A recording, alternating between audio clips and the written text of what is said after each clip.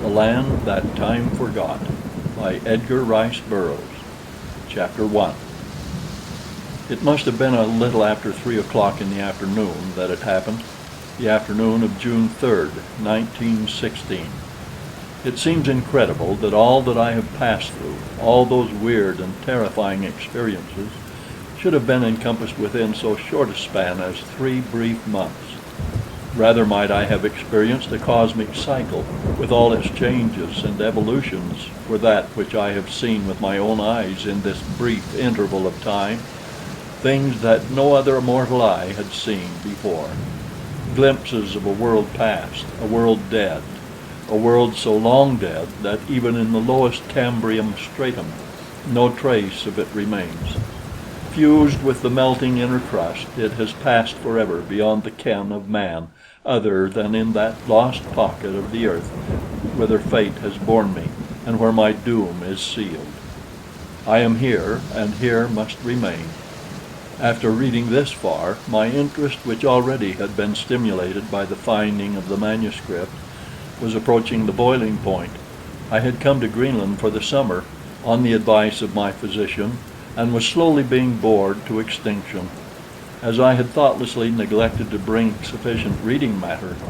Being an indifferent fisherman, my enthusiasm for this form of sport soon waned. Yet in the absence of other forms of recreation, I was now risking my life in an entirely inadequate boat off Cape Farewell, at the southernmost extremity of Greenland. Greenland! As a descriptive appellation, it is a sorry joke. But my story has nothing to do with Greenland, nothing to do with me, so I shall get through with the one and the other as rapidly as possible. The inadequate boat finally arrived at a precarious landing, the natives waist deep in the surf assisting. I was carried ashore, and while the evening meal was being prepared, I wandered to and fro along the rocky, shattered shore. Bits of surf-harried beach clove the worn granite, or whatever the rocks of Cape Farewell may be composed of, and as I followed the ebbing tide down one of these soft stretches, I saw the thing. Were one to bump into a Bengal tiger in the ravine behind the Bimini Baths, one could be no more surprised than was I to see a perfectly good quart thermos bottle turning and twisting in the surf of Cape Farewell, at the southern extremity of Greenland. I rescued it, but I was soaked above the knees doing it. And then I sat down in the sand and opened it, and in the long twilight read the manuscript, neatly written and tightly folded, which was its contents. You have read the opening paragraph, and if you are an imaginative idiot like myself, you will want to read the rest of it. So I shall give it to you here, omitting quotation marks, which are difficult of remembrance. In 2 minutes you will forget me. My home is in Santa Monica.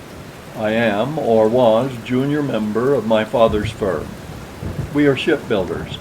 Of recent years we have specialized on submarines, which we have built for Germany, England, France, and the United States. I know a sub as a mother knows her baby's face, and have commanded a score of them on their trial runs. Yet my inclinations were all toward aviation. I graduated under Curtis, and after a long siege with my father, obtained his permission to try for the Lafayette Escadrille. As a stepping stone, I obtained an appointment in the American Ambulance Service, and was on my way to France, when 3 shrill whistles altered, in as many seconds, my entire scheme of life. I was sitting on deck with some of the fellows who were going into the American Ambulance Service with me, my Airedale, Crown Prince Nobler, asleep at my feet, when the first blast of the whistle shattered the peace and security of the ship. Ever since entering the U-boat zone, we had been on the lookout for periscopes, and children that we were, bemoaning the unkind fate that was to see us safely into France on the morrow without a glimpse of the dread marauders. We were young, we craved thrills, and God knows we got them that day. Yet by comparison with that through which I have since passed, they were as tame as a Punch and Judy show. I shall never forget the ashy faces of the passengers as they stampeded for their life belts, though there was no panic. Nobbs rose with a low growl. I rose also, and over the ship's side I saw, not 200 yards distant, the periscope of a submarine. While racing toward the liner, the wake of a torpedo was distinctly visible. We were aboard an American ship, which, of course, was not armed. We were entirely defenseless, yet without warning we were being torpedoed. I stood rigid, spellbound, watching the white wake of the torpedo. It struck us on the starboard side almost amidships. The vessel rocked as though the sea beneath it had been uptorn by a mighty volcano. We were thrown to the decks, bruised and stunned, and then above the ship, carrying with it fragments of steel and wood and dismembered human bodies, rose a column of water hundreds of feet into the air. The silence which followed the detonation of the exploding torpedo was almost equally horrifying. It lasted for perhaps 2 seconds, to be followed by the screams and moans of the wounded, the cursing of the men, and the hoarse commands of the ship's officers. They were splendid, they and their crew. Never before had I been so proud of my nationality as I was that moment. In all the chaos which followed the torpedoing of the liner, no officer or member of the crew lost his head or showed in the slightest any degree of panic or fear. While we were attempting to lower boats, the submarine emerged and trained guns on us. The officer in command ordered us to lower our flag, but this the captain of the liner refused to do. The ship was listing frightfully to starboard, rendering the port boats useless, while half the starboard boats had been demolished by the explosion. Even while the passengers were crowding the starboard rail and scrambling into the few boats left to us, the submarine commenced shelling the ship. I saw one shell burst in a group of women and children, and then I turned my head and covered my eyes. When I looked again, to horror was added chagrin, for with the emerging of the U-boat I had recognized her as a product of our own shipyard. I knew her to a rivet. I had superintended her construction. I had sat in that very conning tower and directed the efforts of the sweating crew below when first her prow clove the sunny summer waters of the Pacific. And now this creature of my brain and hand had turned Frankenstein, bent upon pursuing me to my death. A second shell exploded upon the deck. One of the lifeboats, frightfully overcrowded, swung at a dangerous angle from its davits. A fragment of the shell shattered the bow tackle, and I saw the women and children and the men vomited into the sea beneath, while the boat dangled stern up for a moment from its single davit, and at last, with increasing momentum, dived into the midst of the struggling victims screaming upon the face of the waters. Now I saw men spring to the rail and leap into the ocean. The deck was tilting to an impossible angle. Nobbs braced himself with all 4 feet to keep from slipping into the scuppers, and looked up into my face with a questioning whine. I stooped and stroked his head. "Come on, boy," I cried, and running to the side of the ship, dived head foremost over the rail. When I came up, the first thing I saw was Nobbs swimming about in a bewildered sort of way a few yards from me. At sight of me his ears went flat, and his lips parted in a characteristic grin. The submarine was withdrawing toward the north, but all the time it was shelling the open boats, 3 of them loaded to the gunwales with survivors. Fortunately, the small boats presented a rather poor target, which, combined with the bad marksmanship of the Germans, preserved their occupants from harm, and after a few minutes a blotch of smoke appeared upon the eastern horizon, and the U-boat submerged and disappeared. All the time the lifeboats had been pulling away from the danger of the sinking liner, and now, though I yelled at the top of my lungs, they either did not hear my appeals for help, or else did not dare return to succor me.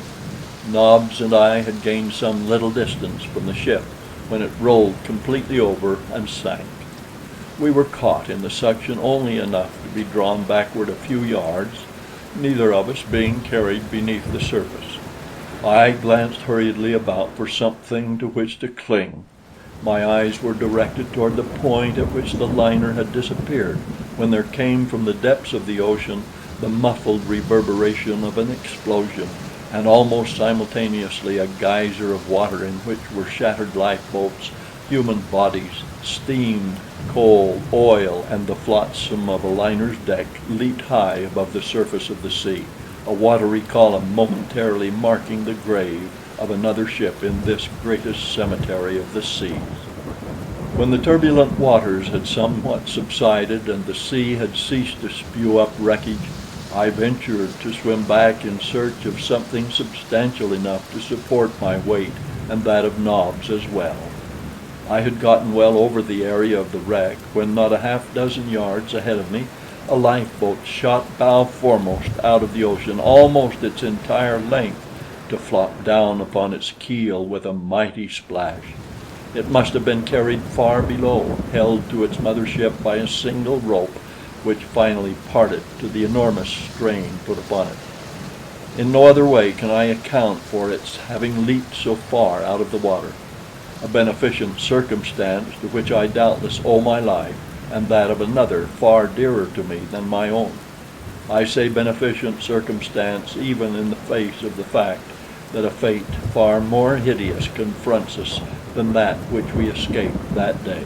For because of that circumstance I have met her whom otherwise I never should have known. I have met and loved her. At least I have had that great happiness in life, nor can Caspak, with all her horrors, expunge that which has been. So, for the 1000th time, I thank the strange fate which sent that lifeboat hurtling upward from the green pit of destruction to which it had been dragged, sent it far up above the surface, emptying its water as it rose above the waves, and dropping it upon the surface of the sea, buoyant and safe. It did not take me long to clamber over its side and drag Nobs in to comparative safety, and then I glanced around upon the scene of death and desolation which surrounded us.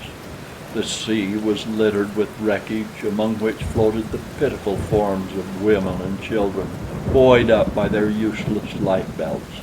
Some were torn and mangled. Others lay rolling quietly to the motion of the sea, their countenances composed and peaceful. Others were set in hideous lines of agony or horror. Close to the boat's side floated the figure of a girl. Her face was turned upward, held above the surface by her life belt, and was framed in a floating mass of dark and waving hair. She was very beautiful. I had never looked upon such perfect features, such a divine molding which was at the same time human, intensely human. It was a face filled with character and strength and femininity, the face of one who was created to love and to be loved. The cheeks were flushed to the hue of life and health and vitality, and yet she lay there upon the bosom of the sea, dead. I felt something rise in my throat as I looked down upon that radiant vision, and I swore that I should live to avenge her murder. And then I let my eyes drop once more to the face upon the water, and what I saw nearly tumbled me backward into the sea, for the eyes in the dead face had opened, the lips had parted, and one hand was raised toward me in a mute appeal for succor. She lived. She was not dead. I leaned over the boat's side and drew her quickly into the comparative safety which God had given me. I removed her life belt and my soggy coat and made a pillow for her head. I chafed her hands and arms and feet. I worked over her for an hour, and at last I was rewarded by a deep sigh, and again those great eyes opened and looked into mine. At that I was all embarrassment. I have never been a ladies' man. At Leland Stanford I was the butt of the class because of my hopeless imbecility in the presence of a pretty girl, but the men liked me nevertheless. I was rubbing one of her hands when she opened her eyes, and I dropped it as though it were a red-hot rivet. Those eyes took me in slowly from head to foot. Then they wandered slowly around the horizon, marked by the rising and falling gunwales of the lifeboat. They looked at Nobs and softened, and then came back to me filled with questioning. I stammered, moving away and stumbling over the next thwart. The vision smiled wanly. "Aye, aye, sir," she replied faintly, and again her lips drooped, and her long lashes swept the firm, fair texture of her skin. "I hope that you are feeling better," I finally managed to say. "Do you know," she said after a moment of silence, "I have been awake for a long time, but I did not dare to open my eyes. I thought I must be dead, and I was afraid to look, for fear that I should see nothing but blackness about me. I'm afraid to die. Tell me what happened after the ship went down. I remember all that happened before. Oh, but I wish that I might forget it." A sob broke her voice. "The beasts," she went on after a moment, "and to think that I was to have married one of them, a lieutenant in the German navy." Presently she resumed as though she had not ceased speaking. "I went down and down and down. I thought I should never cease to sink. I felt no particular distress until I suddenly started upward at ever increasing velocity. Then my lungs seemed about to burst, and I must have lost consciousness, for I remember nothing more until I opened my eyes after listening to a torrent of invective against Germany and Germans. Tell me, please, all that happened after the ship sank." I told her then, as well as I could, all that I had seen, the submarine shelling the open boats, and all the rest of it. She thought it marvelous that we should have been spared in so providential a manner, and I had a pretty speech upon my tongue's end, but lacked the nerve to deliver it. Nobs had come over and nosed his muzzle into her lap, and she stroked his ugly face, and at last she leaned over and put her cheek against his forehead. I have always admired Nobs, but this was the first time that it had ever occurred to me that I might wish to be Nobs. I wondered how he would take it, for he is as unused to women as I, but he took to it as a duck takes to water. What I lack of being a ladies' man, Nobs certainly makes up for as a lady's dog. The old scallywag just closed his eyes and put on one of the softest sugar wouldn't melt in my mouth expressions you ever saw, and stood there taking it and asking for more. It made me jealous. "You seem fond of dogs," I said. "I am fond of this dog," she replied. Whether she meant anything personal in that reply I did not know, but I took it as personal, and it made me feel mighty good. As we drifted about upon that vast expanse of loneliness, it is not strange that we should quickly become well acquainted. Constantly we scanned the horizon for signs of smoke, venturing guesses as to our chances of rescue. But darkness settled, and the black night enveloped us without ever the sight of a speck upon the waters. We were thirsty, hungry, uncomfortable, and cold. Our wet garments had dried but little, and I knew that the girl must be in grave danger from the exposure to a night of cold and wet upon the water in an open boat, without sufficient clothing and no food. I had managed to bail all the water out of the boat with cupped hands, ending by mopping the balance up with my handkerchief, a slow and back-breaking procedure. Thus I had made a comparatively dry place for the girl to lie down low in the bottom of the boat, where the sides would protect her from the night wind, and when at last she did so, almost overcome as she was by weakness and fatigue, I threw my wet coat over her further to thwart the chill. But it was of no avail. As I sat watching her, the moonlight marking out the graceful curves of her slender young body, I saw her shiver. "Isn't there something I can do?" I asked. "You can't lie there chilled through all night. Can't you suggest something?" She shook her head. "We must grin and bear it," she replied after a moment. Nobbler came and lay down on the thwart beside me, his back against my leg, and I sat staring in dumb misery at the girl, knowing in my heart of hearts that she might die before morning came. for what with the shock and exposure, she had already gone through enough to kill almost any woman. And as I gazed down at her, so small and delicate and helpless, there was born slowly within my breast a new emotion. It had never been there before. Now it will never cease to be there. It made me almost frantic in my desire to find some way to keep warm and cooling lifeblood in her veins. I was cold myself, though I had almost forgotten it until Nobbler moved, and I felt a new sensation of cold along my leg against which he had lain, and suddenly realized that in that one spot I had been warm.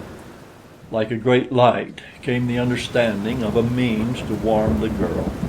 Immediately I knelt beside her to put my scheme into practice, when suddenly I was overwhelmed with embarrassment. Would she permit it, even if I could muster the courage to suggest it? Then I saw her frame convulse shudderingly, her muscles reacting to her rapidly lowering temperature, and casting prudery to the winds, I threw myself down beside her and took her in my arms, pressing her body close to mine. She drew away suddenly, voicing a little cry of fright, and tried to push me from her. "Forgive me," I managed to stammer. "It is the only way. You will die of exposure if you are not warmed, and Nobbs and I are the only means we can command for furnishing warmth." And I held her tightly while I called Nobbs and bade him lie down at her back. The girl didn't struggle any more when she learned my purpose, but she gave 2 or 3 little gasps, and then began to cry softly, burying her face on my arm, and thus she fell asleep. End of chapter 1. The Land That Time Forgot by Edgar Rice Burroughs. Chapter 2. Toward morning I must have dozed, though it seemed to me at the time that I had lain awake for days instead of hours. When I finally opened my eyes, it was daylight, and the girl's hair was in my face, and she was breathing normally. I thanked God for that. She had turned her head during the night, so that as I opened my eyes, I saw her face not an inch from mine, my lips almost touching hers. It was Nobbs who finally awoke her. He got up, stretched, turned around a few times, and lay down again, and the girl opened her eyes and looked into mine. Hers went very wide at first, and then slowly comprehension came to her, and she smiled. "You have been very good to me," she said, as I helped her to rise, though if the truth were known I was more in need of assistance than she, the circulation all along my left side seeming to be paralyzed entirely. "You have been very good to me." And that was the only mention she ever made of it. Yet I know that she was thankful, and that only reserve prevented her from referring to what, to say the least, was an embarrassing situation, however unavoidable. Shortly after daylight we saw smoke apparently coming straight toward us, and after a time we made out the squat lines of a tug, one of those fearless exponents of England's supremacy of the sea that tows sailing ships into French and English ports. I stood up on a thwart and waved my soggy coat above my head. Nobbs stood upon another and barked. The girl sat at my feet, straining her eyes toward the deck of the oncoming boat. "They see us," she said at last. "There is a man answering your signal." She was right. A lump came into my throat, for her sake rather than for mine. She was saved, and none too soon. She could not have lived through another night upon the channel. She might not have lived through the coming day. The tug came close beside us, and a man on deck threw us a rope. Willing hands dragged us to the deck, Nobbs scrambling nimbly aboard without assistance. The rough men were gentle as mothers with the girl. Plying us both with questions, they hustled her to the captain's cabin, and me to the boiler room. They told the girl to take off her wet clothes and throw them outside the door, that they might be dried, and then to slip into the captain's bunk and get warm. They didn't have to tell me to strip after I once got into the warmth of the boiler room. In a jiffy my clothes hung about where they might dry most quickly, and I myself was absorbing through every pore the welcome heat of the stifling compartment. They brought us hot soup and coffee, and then those who were not on duty sat around and helped me damn the Kaiser and his brood. As soon as our clothes were dry, they bade us don them, as the chances were always more than fair in those waters that we should run into trouble with the enemy, as I was only too well aware. What with the warmth and the feeling of safety for the girl, and the knowledge that a little rest and food would quickly overcome the effects of her experiences of the past dismal hours, I was feeling more content than I had experienced since those 3 whistle blasts had shattered the peace of my world the previous afternoon. But peace upon the Channel has been but a transitory thing since August 1914. It proved itself such that morning, for I had scarce gotten into my dry clothes and taken the girl's apparel to the captain's cabin, when an order was shouted down into the engine room for full speed ahead, and an instant later I heard the dull boom of a gun. In a moment I was up on deck to see an enemy submarine about 200 yards off our port bow. She had signaled us to stop, and our skipper had ignored the order. But now she had her gun trained on us, and the second shot grazed the cabin, warning the belligerent tug captain that it was time to obey. Once again an order went down to the engine room, and the tug reduced speed. The U-boat ceased firing and ordered the tug to come about and approach. Our momentum had carried us a little beyond the enemy craft, but we were turning now on the arc of a circle that would bring us alongside her. As I stood watching the maneuver and wondering what was to become of us, I felt something touch my elbow, and turned to see the girl standing at my side. She looked up into my face with a rueful expression. "They seem bent on our destruction," she said, "and it looks like the same boat that sunk us yesterday." "It is," I replied. "I know her well. I helped design her and took her out on her first run." The girl drew back from me with a little exclamation of surprise and disappointment. "I thought you were an American," she said. "I had no idea you were a—" "Nor am I," I replied. "Americans have been building submarines for all nations for many years. I wish, though, that we had gone bankrupt, my father and I, before ever we turned out that Frankenstein of a thing."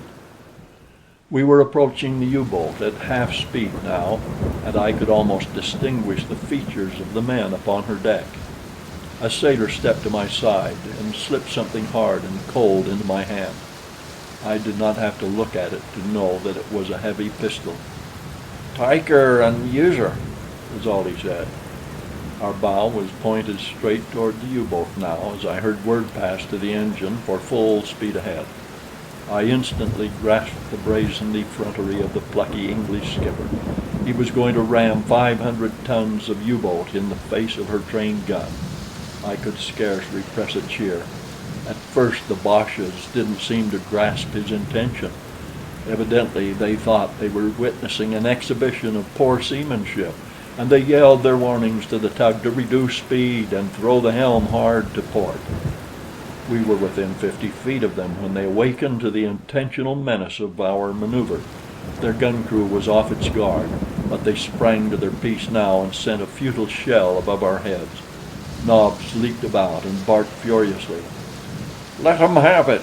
commanded the tug captain, and instantly revolvers and rifles poured bullets upon the deck of the submersible. 2 of the gun crew went down. The other trained their piece at the waterline of the oncoming tug. The balance of those on deck replied to our small arms fire, directing their efforts toward the man at our wheel. I hastily pushed the girl down the companionway leading to the engine room, and then I raised my pistol and fired my first shot at a Boche. What happened in the next few seconds happened so quickly that details are rather blurred in my memory. I saw the helmsman lunge forward upon the wheel, pulling the helm around so that the tug sheered off quickly from her course, and I recall realizing that all our efforts were to be in vain. Because of all the men aboard, fate had decreed that this one should fall first to an enemy bullet. I saw the depleted gun crew on the submarine fire their piece, and I felt the shock of impact and heard the loud explosion as the shell struck and exploded in our bow. I saw and realized these things even as I was leaping into the pilot house and grasping the wheel, standing astride the dead body of the helmsman. With all my strength I threw the helm to starboard, but it was too late to effect the purpose of our skipper. The best I did was to scrape alongside the sub. I heard someone shriek an order into the engine room. The boat shuddered and trembled to the sudden reversing of the engines, and our speed quickly lessened. Then I saw what that madman of a skipper planned since his first scheme had gone wrong. With a loud yelled command, he leaped to the slippery deck of the submersible, and at his heels came his hardy crew. I sprang from the pilot house and followed, not to be left out in the cold when it came to strafing the Boches. From the engine room companionway came the engineer and stockers, and together we leaped after the balance of the crew and into the hand-to-hand fight that was covering the wet deck with red blood. Beside me came Nobs, silent now and grim. Germans were emerging from the open hatch to take part in the battle on deck. At first the pistols cracked amidst the cursing of the men and the loud commands of the commander and his junior. But presently we were too indiscriminately mixed to make it safe to use our firearms, and the battle resolved itself into a hand-to-hand struggle for possession of the deck. The sole aim of each of us was to hurl one of the opposing force into the sea. I shall never forget the hideous expression upon the face of the great Prussian with whom chance confronted me. He lowered his head and rushed at me, bellowing like a bull. With a quick sidestep and ducking low beneath his outstretched arms, I eluded him, and as he turned to come back at me, I landed a blow upon his chin, which sent him spinning toward the edge of the deck. I saw his wild endeavors to regain his equilibrium. I saw him reel drunkenly for an instant upon the brink of eternity, and then with a loud scream slip into the sea. At the same instant a pair of giant arms encircled me from behind and lifted me entirely off my feet. Kick and squirm as I would, I could neither turn toward my antagonist nor free myself from his maniacal grasp. Relentlessly he was rushing me toward the side of the vessel and death. There was none to stay him, for each of my companions was more than occupied by from 1 to 3 of the enemy. For an instant I was fearful for myself, and then I saw that which filled me with a far greater terror for another. My Boche was bearing me toward the side of the submarine against which the tug was still pounding. That I should be ground to death between the two was lost upon me as I saw the girl standing alone upon the tug's deck, as I saw the stern high in air and the bow rapidly settling for the final dive, as I saw death from which I could not save her clutching at the skirts of the woman I now knew all too well that I loved. I had perhaps the fraction of a second longer to live when I heard an angry growl behind us mingle with a cry of pain and rage from the giant who carried me. Instantly he went backward to the deck, and as he did so he threw his arms outwards to save himself, freeing me. I fell heavily upon him, but was upon my feet in the instant. As I arose I cast a single glance at my opponent. Never again would he menace me or another, for Nob's great jaws had closed upon his throat. Then I sprang toward the edge of the deck closest to the girl upon the sinking tug. "Jump!" I cried. "Jump!" and I held out my arms to her. Instantly, as though with implicit confidence in my ability to save her, she leaped over the side of the tug onto the sloping, slippery side of the U-boat. I reached far over to seize her hand. At the same instant the tug pointed its stern straight toward the sky and plunged out of sight. My hand missed the girl's by a fraction of an inch, and I saw her slip into the sea. But scarce had she touched the water when I was in after her. The sinking tug drew us far below the surface, but I had seized her the moment I struck the water, and so we went down together, and together we came up, a few yards from the U-boat. The first thing I heard was Nobs barking furiously. Evidently he had missed me and was searching. A single glance at the vessel's deck assured me that the battle was over and that we had been victorious, for I saw our survivors holding a handful of the enemy at pistol points, while one by one the rest of the crew was coming out of the craft's interior, and lining up on deck with the other prisoners. As I swam toward the submarine with the girl, Nob's persistent barking attracted the attention of some of the tug's crew, so that as soon as we reached the side, there were hands to help us aboard. I asked the girl if she was hurt, but she assured me that she was none the worse for this second wetting, nor did she seem to suffer any from shock. I was to learn for myself that this slender and seemingly delicate creature possessed the heart and courage of a warrior. As we joined our own party, I found the tug's mate checking up our survivors. There were 10 of us left, not including the girl. Our brave skipper was missing, as were 8 others. There had been 19 of us in the attacking party, and we had accounted in one way and another during the battle for 16 Germans, and had taken 9 prisoners, including the commander. His lieutenant had been killed. "Not a bad day's work," said Bradley, the mate, when he had completed his role. "Only losing the skipper," he added, "was the worst. He was a fine man, a fine man." Olson, who in spite of his name was Irish, and in spite of his not being Scotch had been the tug's engineer, was standing with Bradley and me. "Yes," he agreed, "it's a day's work we are after doing. But what are we going to be doing with it now we got it?" "We'll run her into the nearest English port," said Bradley, "and then we'll all go ashore and get our VCs," he concluded, laughing. "How are you going to run her?" queried Olson. "You can't trust these Dutchmen." Bradley scratched his head. "I guess you're right," he admitted, "and I don't know the first thing about a sub." "I do," I assured him. "I know more about this particular sub than the officer who commanded her." Both men looked at me in astonishment, and then I had to explain all over again as I had explained to the girl. Bradley and Olson were delighted. Immediately I was put in command, and the first thing I did was to go below with Olson and inspect the craft thoroughly for hidden Boches and damaged machinery. There were no Germans below, and everything was intact and in ship-shape working order. I then ordered all hands below except one man who was to act as lookout. Questioning the Germans, I found that all except the commander were willing to resume their posts and aid in bringing the vessel into an English port.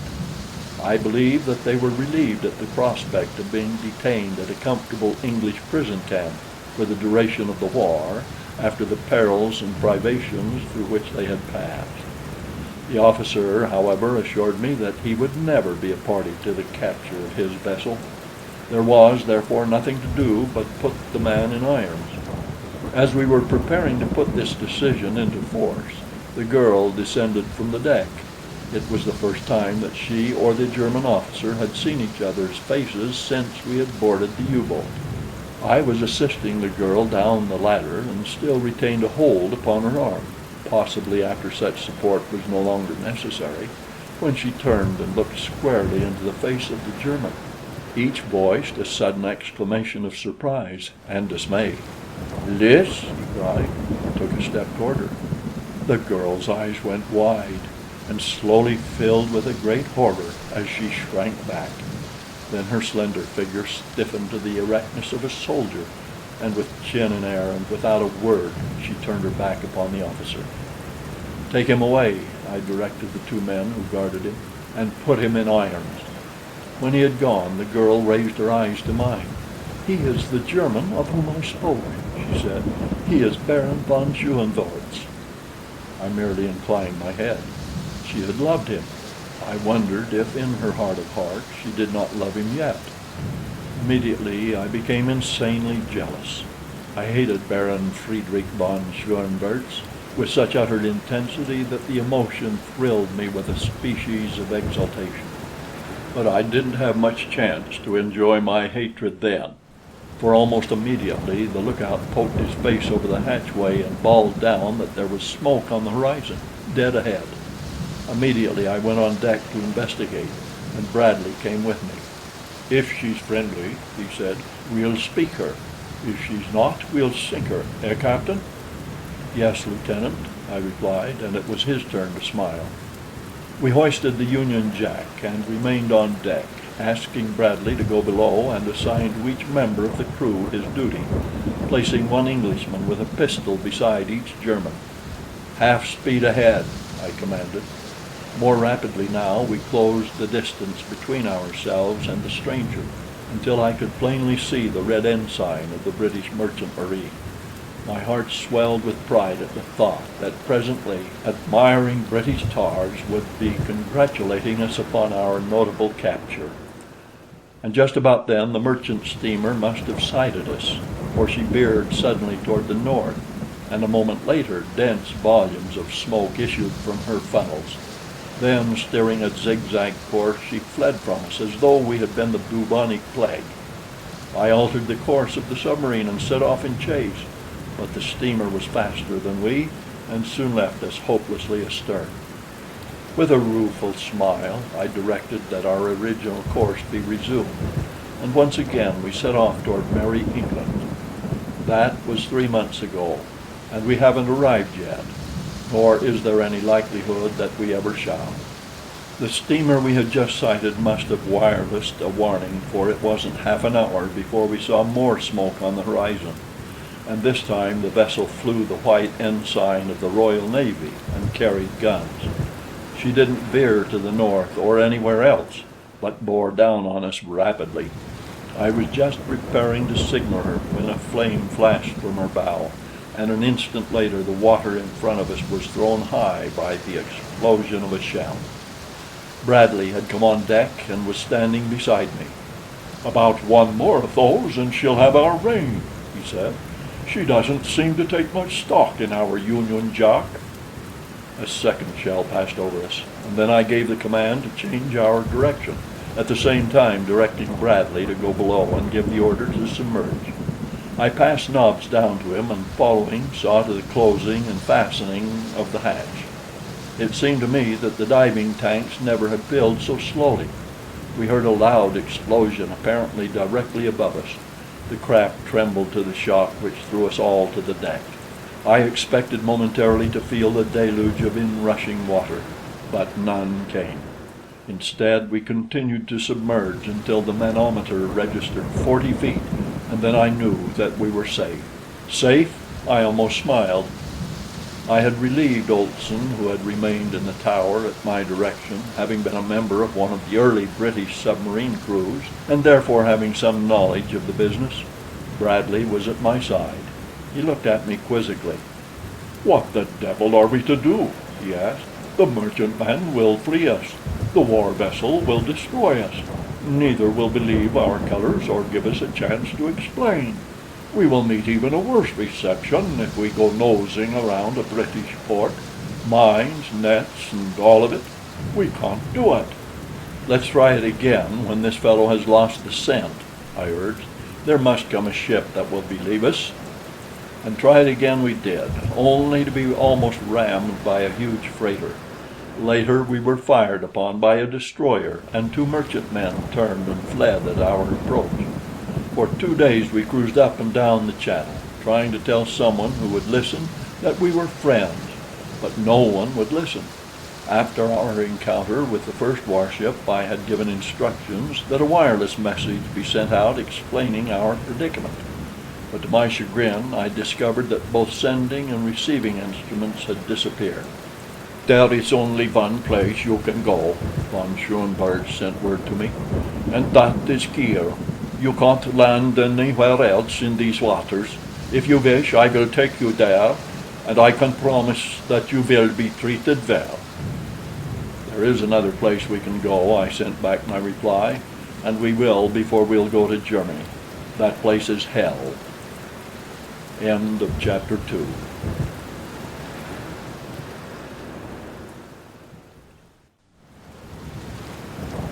The Land That Time Forgot by Edgar Rice Burroughs. Chapter 3.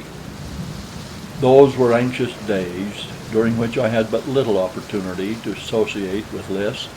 I had given her the commander's room, Bradley and I taking that of the deck officer, while Olson and 2 of our best men occupied the room ordinarily allotted to petty officers. I made Nobs bed down in Lys's room, for I knew she would feel less alone.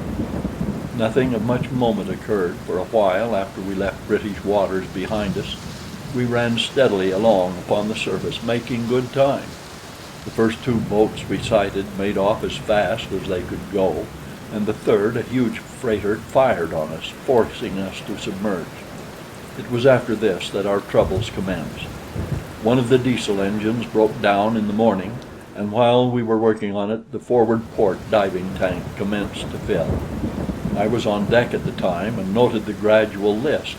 Guessing at once what was happening, I leaped for the hatch and, slamming it closed above my head, dropped to the centrale.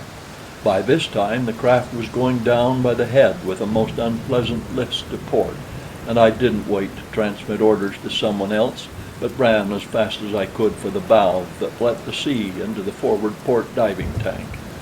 It was wide open. To close it and to have the pump started that would empty it were the work of but a minute, but we had had a close call. I knew that the valve had never opened itself. Someone had opened it, someone who was willing to die himself if he might at the same time encompass the death of all of us. After that I kept a guard pacing the length of the narrow craft. We worked upon the engine all that day and night and half the following day. Most of the time we drifted idly upon the surface, but toward noon we sighted smoke due west, and having found that only enemies inhabited the world for us, I ordered that the other engine be started so that we could move out of the path of the oncoming steamer. The moment the engine started to turn, however, there was a grinding sound of tortured steel, and when it had been stopped, we found that someone had placed a cold chisel in one of the gears. It was another 2 days before we were ready to limp along, half repaired. The night before the repairs were completed, the sentry came to my room and awoke me. He was rather an intelligent fellow of the English middle class, in whom I had much confidence. "Well, Wilson," I asked, "what's the matter now?" He raised his finger to his lips and came closer to me. "I think I've found out who's doing the mischief," he whispered, and nodded his head toward the girl's room. "I seen her sneaking from the crew's room just now," he went on. "She'd been in gassin' with the Boche commander. Benson seen her in there last night, too, but he never said nothing till I goes on once tonight. Benson's sorter slow in the head, and he never puts 2 and 2 together till someone else has made 4 of it. If the man had come in and struck me suddenly in the face, I could have been no more surprised. Say nothing of this to anyone," I ordered. "Keep your eyes and ears open, and report every suspicious thing you see or hear." The man saluted and left me, but for an hour or more I tossed restless upon my hard bunk in an agony of jealousy and fear. Finally I fell into a troubled sleep. It was daylight when I awoke. We were steaming along slowly upon the surface, my orders having been to proceed at half speed until we could take an observation and determine our position. The sky had been overcast all the previous day and all night, but as I stepped into the centrale that morning, I was delighted to see that the sun was again shining. The spirits of the men seemed improved. Everything seemed propitious. I forgot at once the cruel misgivings of the past night as I set to work to take my observations. What a blow awaited me! The sextant and chronometer had both been broken beyond repair, and they had been broken just this very night. They had been broken upon the night that Lys had been seen talking with von Schoenvorts. I think that it was this last thought which hurt me the worst. I could look the other disaster in the face with equanimity, but the bald fact that Lys might be a traitor appalled me. I called Bradley and Olson on deck and told them what had happened, but for the life of me I couldn't bring myself to repeat what Wilson had reported to me the previous night. In fact, as I had given the matter thought, it seemed incredible that the girl could have passed through my room, in which Bradley and I slept, and then carried on a conversation in the crew's room, in which von Schoenvorts was kept without having been seen by more than a single man. Bradley shook his head. "I can't make it out," he said. "One of those Boches must be pretty clever to come it over us all like this. But they haven't harmed us as much as they think. There are still the extra instruments." was my turn now to shake a doleful head. "There are no extra instruments," I told them. "They too have disappeared, as did the wireless apparatus." Both men looked at me in amazement. "We still have the compass and the sun," said Olson. "They may be after getting the compass some night, but they's too many of us around in the daytime for 'em to get the sun." It was then that one of the men stuck his head up through the hatchway, and seeing me, asked permission to come on deck and get a breath of fresh air. I recognized him as Benson, the man who Wilson had said reported having seen List with von Schoenvorts 2 nights before. I motioned him on deck and then called him to one side, asking if he had seen anything out of the way or unusual during his trick on watch the night before. The fellow scratched his head a moment and said no, and then, as though it was an afterthought, he told me that he had seen a girl in the crew's room about midnight, talking with the German commander, but as there hadn't seemed to him to be any harm in that, he hadn't said anything about it. Telling him never to fail to report to me anything in the slightest out of the ordinary routine of the ship, I dismissed him.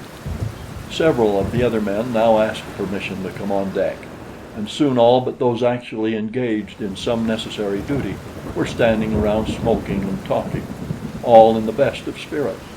I took advantage of the absence of the men upon the deck to go below for my breakfast, which the cook was already preparing upon the electric stove. This, followed by Nobbs, appeared as I entered the Centrail. She met me with a pleasant "Good morning," which I am afraid I replied to in a tone that was rather constrained and surly. "Would you breakfast with me?" I suddenly asked the girl, determined to commence a probe of my own along the lines which duty demanded.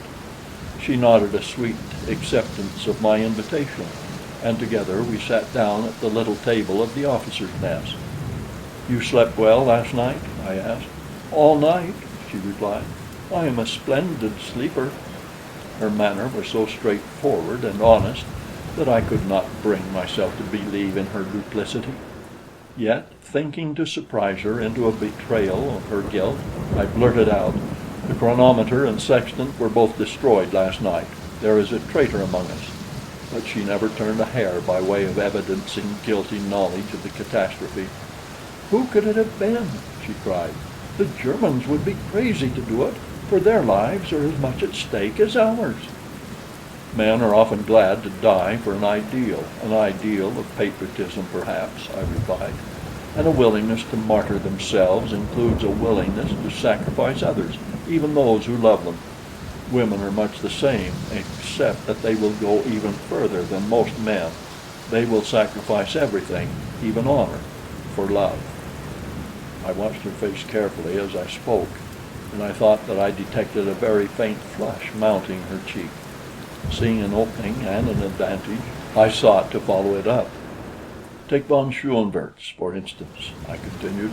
"He would doubtless be glad to die and take us all with him, could he prevent in no other way the falling of his vessel into enemy hands. He would sacrifice anyone, even you, and if you still love him, you might be his ready tool. Do you understand me?" She looked at me in wide-eyed consternation for a moment, and then she went very white and rose from her seat. "I do," she replied, and turning her back upon me, she walked quickly toward her room. I started to follow, for even believing what I did, I was sorry that I had hurt her. I reached the door to the crew's room just behind her, and in time to see von Schoenvorts lean forward and whisper something to her as she passed. But she must have guessed that she might be watched, for she passed on. That afternoon it clouded over. The wind mounted to a gale, and the sea rose until the craft was wallowing and rolling frightfully. Nearly everyone aboard was sick. The air became foul and oppressive. For 24 hours I did not leave my post in the conning tower, as both Olson and Bradley were sick. Finally I found that I must get a little rest, and so I looked about for someone to relieve me. Benson volunteered. He had not been sick, and assured me that he was a former RN man and had been detailed for submarine duty for over 2 years. I was glad that it was he, for I had considerable confidence in his loyalty, and so it was with a feeling of security that I went below and lay down. I slept 12 hours straight, and when I awoke and discovered what I had done, I lost no time in getting to the conning tower. There sat Benson as wide awake as could be, and the compass showed that we were heading straight into the west. The storm was still raging, nor did it abate its fury until the fourth day. We were all pretty well done up, and looked forward to the time when we could go on deck and fill our lungs with fresh air. During the whole 4 days I had not seen the girl, as she evidently kept closely to her room, and during this time no untoward incident had occurred aboard the boat, a fact which seemed to strengthen the web of circumstantial evidence about her.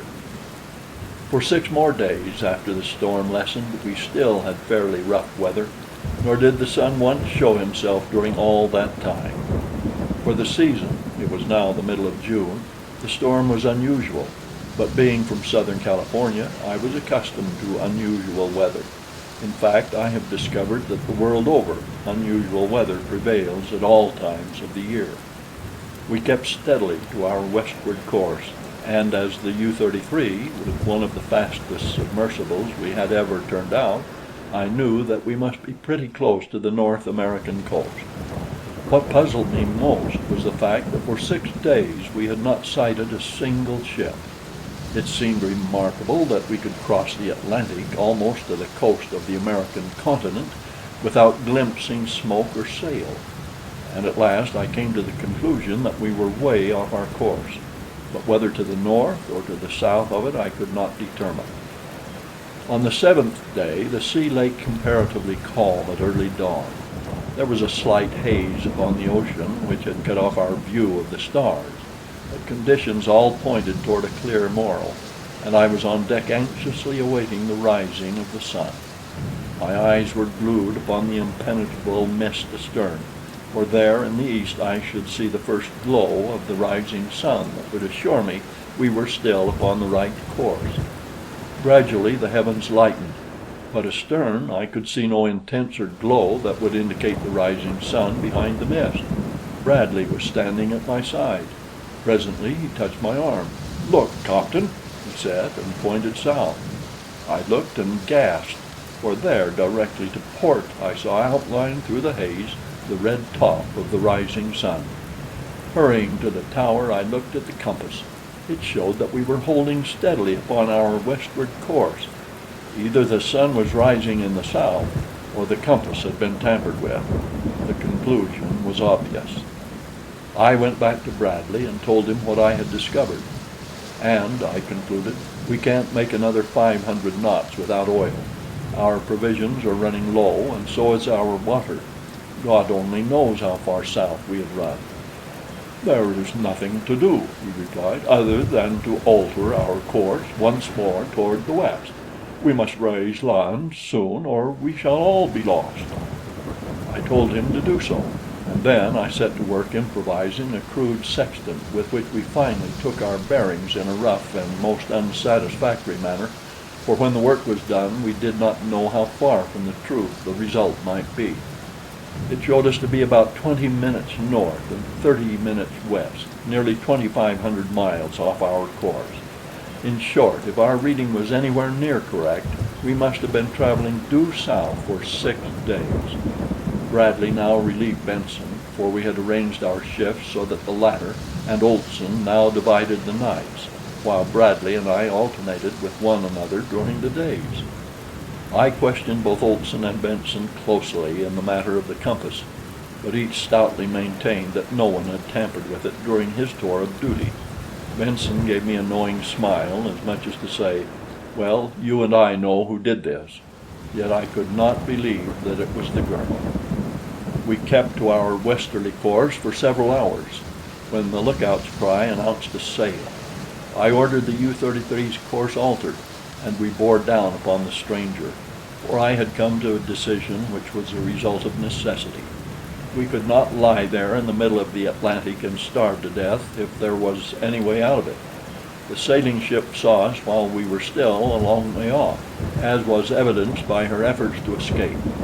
There was scarcely any wind, however, and her case was hopeless.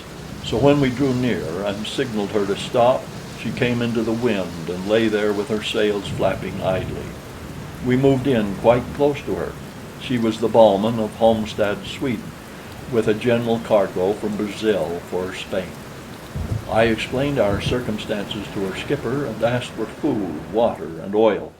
But when he found that we were not German, he became very angry and abusive, and started to draw away from us. But I was in no mood for any such business. Turning toward Bradley, who was in the conning tower, I snapped out, "Gun service on deck, to the diving stations." We had no opportunity for drill, but every man had been posted as to his duties, and the German members of the crew understood that it was obedience or death for them, as each was accompanied by a man with a pistol. Most of them, though, were only too glad to obey me. Bradley passed the order down into the ship, and a moment later the gun crew clambered up the narrow ladder, and at my direction trained their piece upon the slow-moving Swede. "Fire a shot across her bow," I instructed the gun captain. Accept it from me, it didn't take that Swede long to see the error of his way and get the red and white pennant signifying "I understand" to the masthead. Once again the sails flapped idly, and then I ordered him to lower a boat and come after me. With Olson and a couple of Englishmen, I boarded the ship, and from her cargo selected what we needed: oil, provisions, and water. I gave the master of the Ballman a receipt for what we took, together with an affidavit signed by Bradley, Olson, and myself, stating briefly how we had come into possession of the U-33 and the urgency of our need for what we took. We addressed both to any British agent with the request that the owners of the Ballman be reimbursed, but whether or not they were, I do not know. Note: late in July 1916, an item in the shipping news mentioned a Swedish sailing vessel, Ballman, Rio de Janeiro to Barcelona, sunk by a German raider sometime in June. A single survivor in an open boat was picked up off the Cape Verde Islands in a dying condition.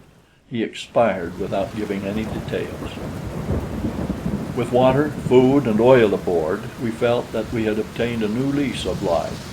Now, too, we knew definitely where we were, and I determined to make for Georgetown, British Guiana, but I was destined to again suffer bitter disappointment. 6 of us of the loyal crew had come on deck either to serve the gun or board the Swede during our set-to with her, and now, one by one, we descended the ladder into the Centrail. I was the last to come, and when I reached the bottom, I found myself looking into the muzzle of a pistol in the hands of Baron Friedrich von Schoenvorts. I saw all my men lined up at one side, with the remaining 8 Germans standing guard over them. I couldn't imagine how it had happened, but it had. Later I learned that they had first overpowered Benson, who was asleep in his bunk, and taken his pistol from him, and then had found it an easy matter to disarm the cook and the remaining 2 Englishmen below. After that, it had been comparatively simple to stand at the foot of the ladder and arrest each individual as he descended. The first thing von Schoenvorts did was to send for me and announce that as a pirate I was to be shot early the next morning. Then he explained that the U-33 would cruise in these waters for a time, sinking neutral and enemy shipping indiscriminately, and looking for one of the German raiders that was supposed to be in these parts. He didn't shoot me the next morning as he had promised, and it has never been clear to me why he postponed the execution of my sentence. Instead, he kept me ironed just as he had been. Then he kicked Bradley out of my room and took it all to himself. We cruised for a long time, sinking many vessels, all but one by gunfire, but we did not come across a German raider. I was surprised to note that von Schoenvorts often permitted Benson to take command, but I reconciled this by the fact that Benson appeared to know more of the duties of a submarine commander than did any of the stupid Germans.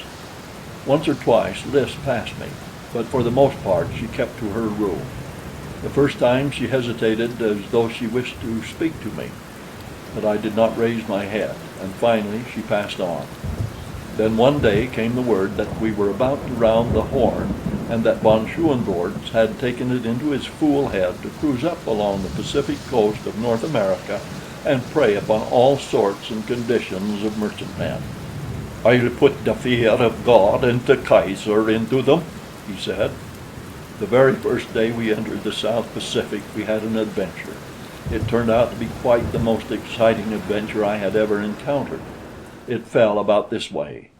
About 8 bells of the forenoon watch, I heard a hail from the deck, and presently the footsteps of the entire ship's company, from the amount of noise I heard at the ladder. Someone yelled back to those who had not yet reached the level of the deck, "It's the raider, the German raider Geyer!" I saw that we had reached the end of our rope. Below all was quiet. Not a man remained. A door opened at the end of the narrow hull, and presently Nobs came trotting up to me.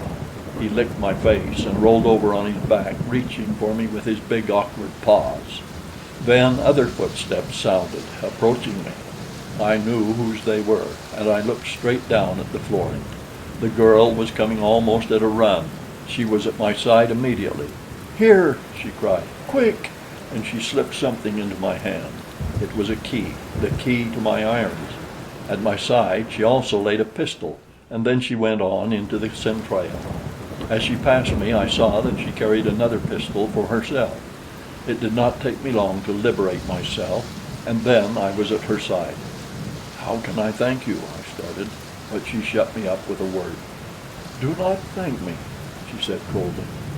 "I do not care to hear your thanks or any other expression from you. Do not stand there looking at me. I have given you a chance to do something. Now do it." The last was a peremptory command that made me jump. Glancing up, I saw that the tower was empty, and I lost no time in clambering up, looking about me. About 100 yards off lay a small, swift cruiser raider, and above her floated the German man-of-war's flag. A boat had just been lowered, and I could see it moving toward us, filled with officers and men. The cruiser lay dead ahead. My, I thought, what a wonderful tartan! I stopped even thinking, so surprised and shocked was I by the boldness of my imagery. The girl was just below me. I looked down on her wistfully. Could I trust her? Why had she released me at this moment? I must. There was no other way. I dropped back below. "Ask Olson to step down here, please," I requested, "and don't let anyone see you ask him." She looked at me with a puzzled expression on her face for the barest fraction of a second, and then she turned and went up the ladder. A moment later Olson returned, and the girl followed him. "Quick!" I whispered to the big Irishman, and made for the bow compartment where the torpedo tubes are built into the boat. Here, too, were the torpedoes. The girl accompanied us, and when she saw the thing I had in mind, she stepped forward and lent a hand to the swinging of the great cylinder of death and destruction into the mouth of its tube. With oil and main strength we shoved the torpedo home and shut the tube. Then I ran back to the conning tower, praying in my heart of hearts that the U-33 had not swung her bow away from the prey. No, thank God. Never could aim have been truer. I signaled back to Olson. "Let her go!" The U-33 trembled from stem to stern as the torpedo shot from its tube. I saw the white wake leap from her bow straight toward the enemy cruiser. A chorus of hoarse yells arose from the deck of our own craft. I saw the officer stand suddenly erect in the boat that was approaching us, and I heard loud cries and curses from the raider. Then I turned my attention to my own business. Most of the men on the submarine's deck were standing in paralyzed fascination, staring at the torpedo. Bradley happened to be looking toward the conning tower and saw me. I sprang on deck and ran toward him. "Quick!" I whispered. "While they are stunned, we must overcome them." A German was standing near Bradley, just in front of him. The Englishman struck the fellow a frantic blow upon the neck, and at the same time snatched his pistol from its holster. Von Schoenvorts had recovered from his first surprise quickly, and had turned toward the main hatch to investigate. I covered him with my revolver, and at the same instant the torpedo struck the raider, the terrific explosion drowning the German's command to his men. Bradley was now running from one to another of our men, and though some of the Germans saw and heard him, they seemed too stunned for action. Olson was below, so that there were only 9 of us against 8 Germans, for the man Bradley had struck still lay upon the deck. Only 2 of us were armed, but the heart seemed to have gone out of the Boches, and they put up but half-hearted resistance. Von Schoenvorts was the worst. He was fairly frenzied with rage and chagrin, and he came charging for me like a mad bull, and as he came he discharged his pistol. If he'd stopped long enough to take aim, he might have gotten me, but his pace made him wild, so that not a shot touched me, and then we clinched and went to the deck. This left two pistols, which two of my men were quick to appropriate. The Baron was no match for me in a hand-to-hand encounter, and I soon had him pinned to the deck and the life almost choked out of him. A half hour later things had quieted down, and all was much the same as before the prisoners had revolted, only we kept a much closer watch on von Schoenvorts. The Geyer had sunk while we were still battling upon our deck, and afterward we had drawn away toward the north, leaving the survivors to the attention of the single boat which had been making its way toward us when Olson launched the torpedo. I suppose the poor devils never reached land, and if they did, they most probably perished on that cold and unhospitable shore, but I couldn't permit them aboard the U-33. We had all the Germans we could take care of. That evening the girl asked permission to go on deck. She said that she felt the effects of long confinement below, and I readily granted her request. I could not understand her, and I craved an opportunity to talk with her again in an effort to fathom her and her intentions, and so I made it a point to follow her up the ladder. It was a clear, cold, beautiful night. The sea was calm except for the white water at our bow, and the two long radiating swells running far off into the distance upon either hand astern, forming a great V which our propellers filled with choppy waves. Benson was in the tower. We were bound for San Diego, and all looked well. Bliss stood with a heavy blanket wrapped around her slender figure, and as I approached her, she half turned toward me to see who it was. When she recognized me, she immediately turned away. "I want to thank you," I said, "for your bravery and loyalty. You were magnificent. I am sorry that you had reason before to think that I doubted you." "You did doubt me," she replied in a level voice. "You practically accused me of aiding Baron von Schoenvorts. I can never forgive you." There was a great deal of finality in both her words and tone. "I could not believe it," I said, "and yet two of my men reported having seen you in conversation with von Schoenvorts late at night upon two separate occasions, after each of which some great damage was found done us in the morning. I didn't want to doubt you, but I carried all the responsibility of the lives of these men, of the safety of the ship, of your life and mine. I had to watch you, and I had to put you on your guard against a repetition of your madness." She was looking at me now with those great eyes of hers, very wide and round. "Who told you that I spoke with Baron von Schoenvorts at night, or any other time?" she asked. "I cannot tell you this," I replied, "but it came to me from two different sources." "Then two men have lied," she asserted without heat. "I have not spoken to Baron von Schoenvorts other than in your presence, when first we came aboard the U-33. And please, when you address me, remember that to others than my intimates, I am Miss LaRue." "Did you ever get slapped in the face when you least expected it? No? Well, then you do not know how I felt at that moment. I could feel the hot, red flush surging up my neck, across my cheeks, over my ears, clear to my scalp, and it made me love her all the more. It made me swear inwardly 1,000 solemn oaths that I would win her." End of chapter 3. The Land That Time Forgot by Edgar Rice Burroughs. Chapter 4. For several days things went along in about the same course. I took our position every morning with my crude sextant, but the results were always most unsatisfactory. They always showed a considerable westing when I knew that we had been sailing due north. I blamed my crude instrument and kept on. Then one afternoon the girl came to me. "Pardon me," she said, "but were I you, I should watch this man Benson, especially when he is in charge."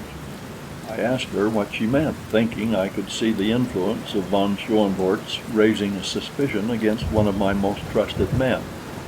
"If you will note the boat's course a half hour after Benson goes on duty," she said, "you will know what I mean, and you will understand why he prefers a night watch.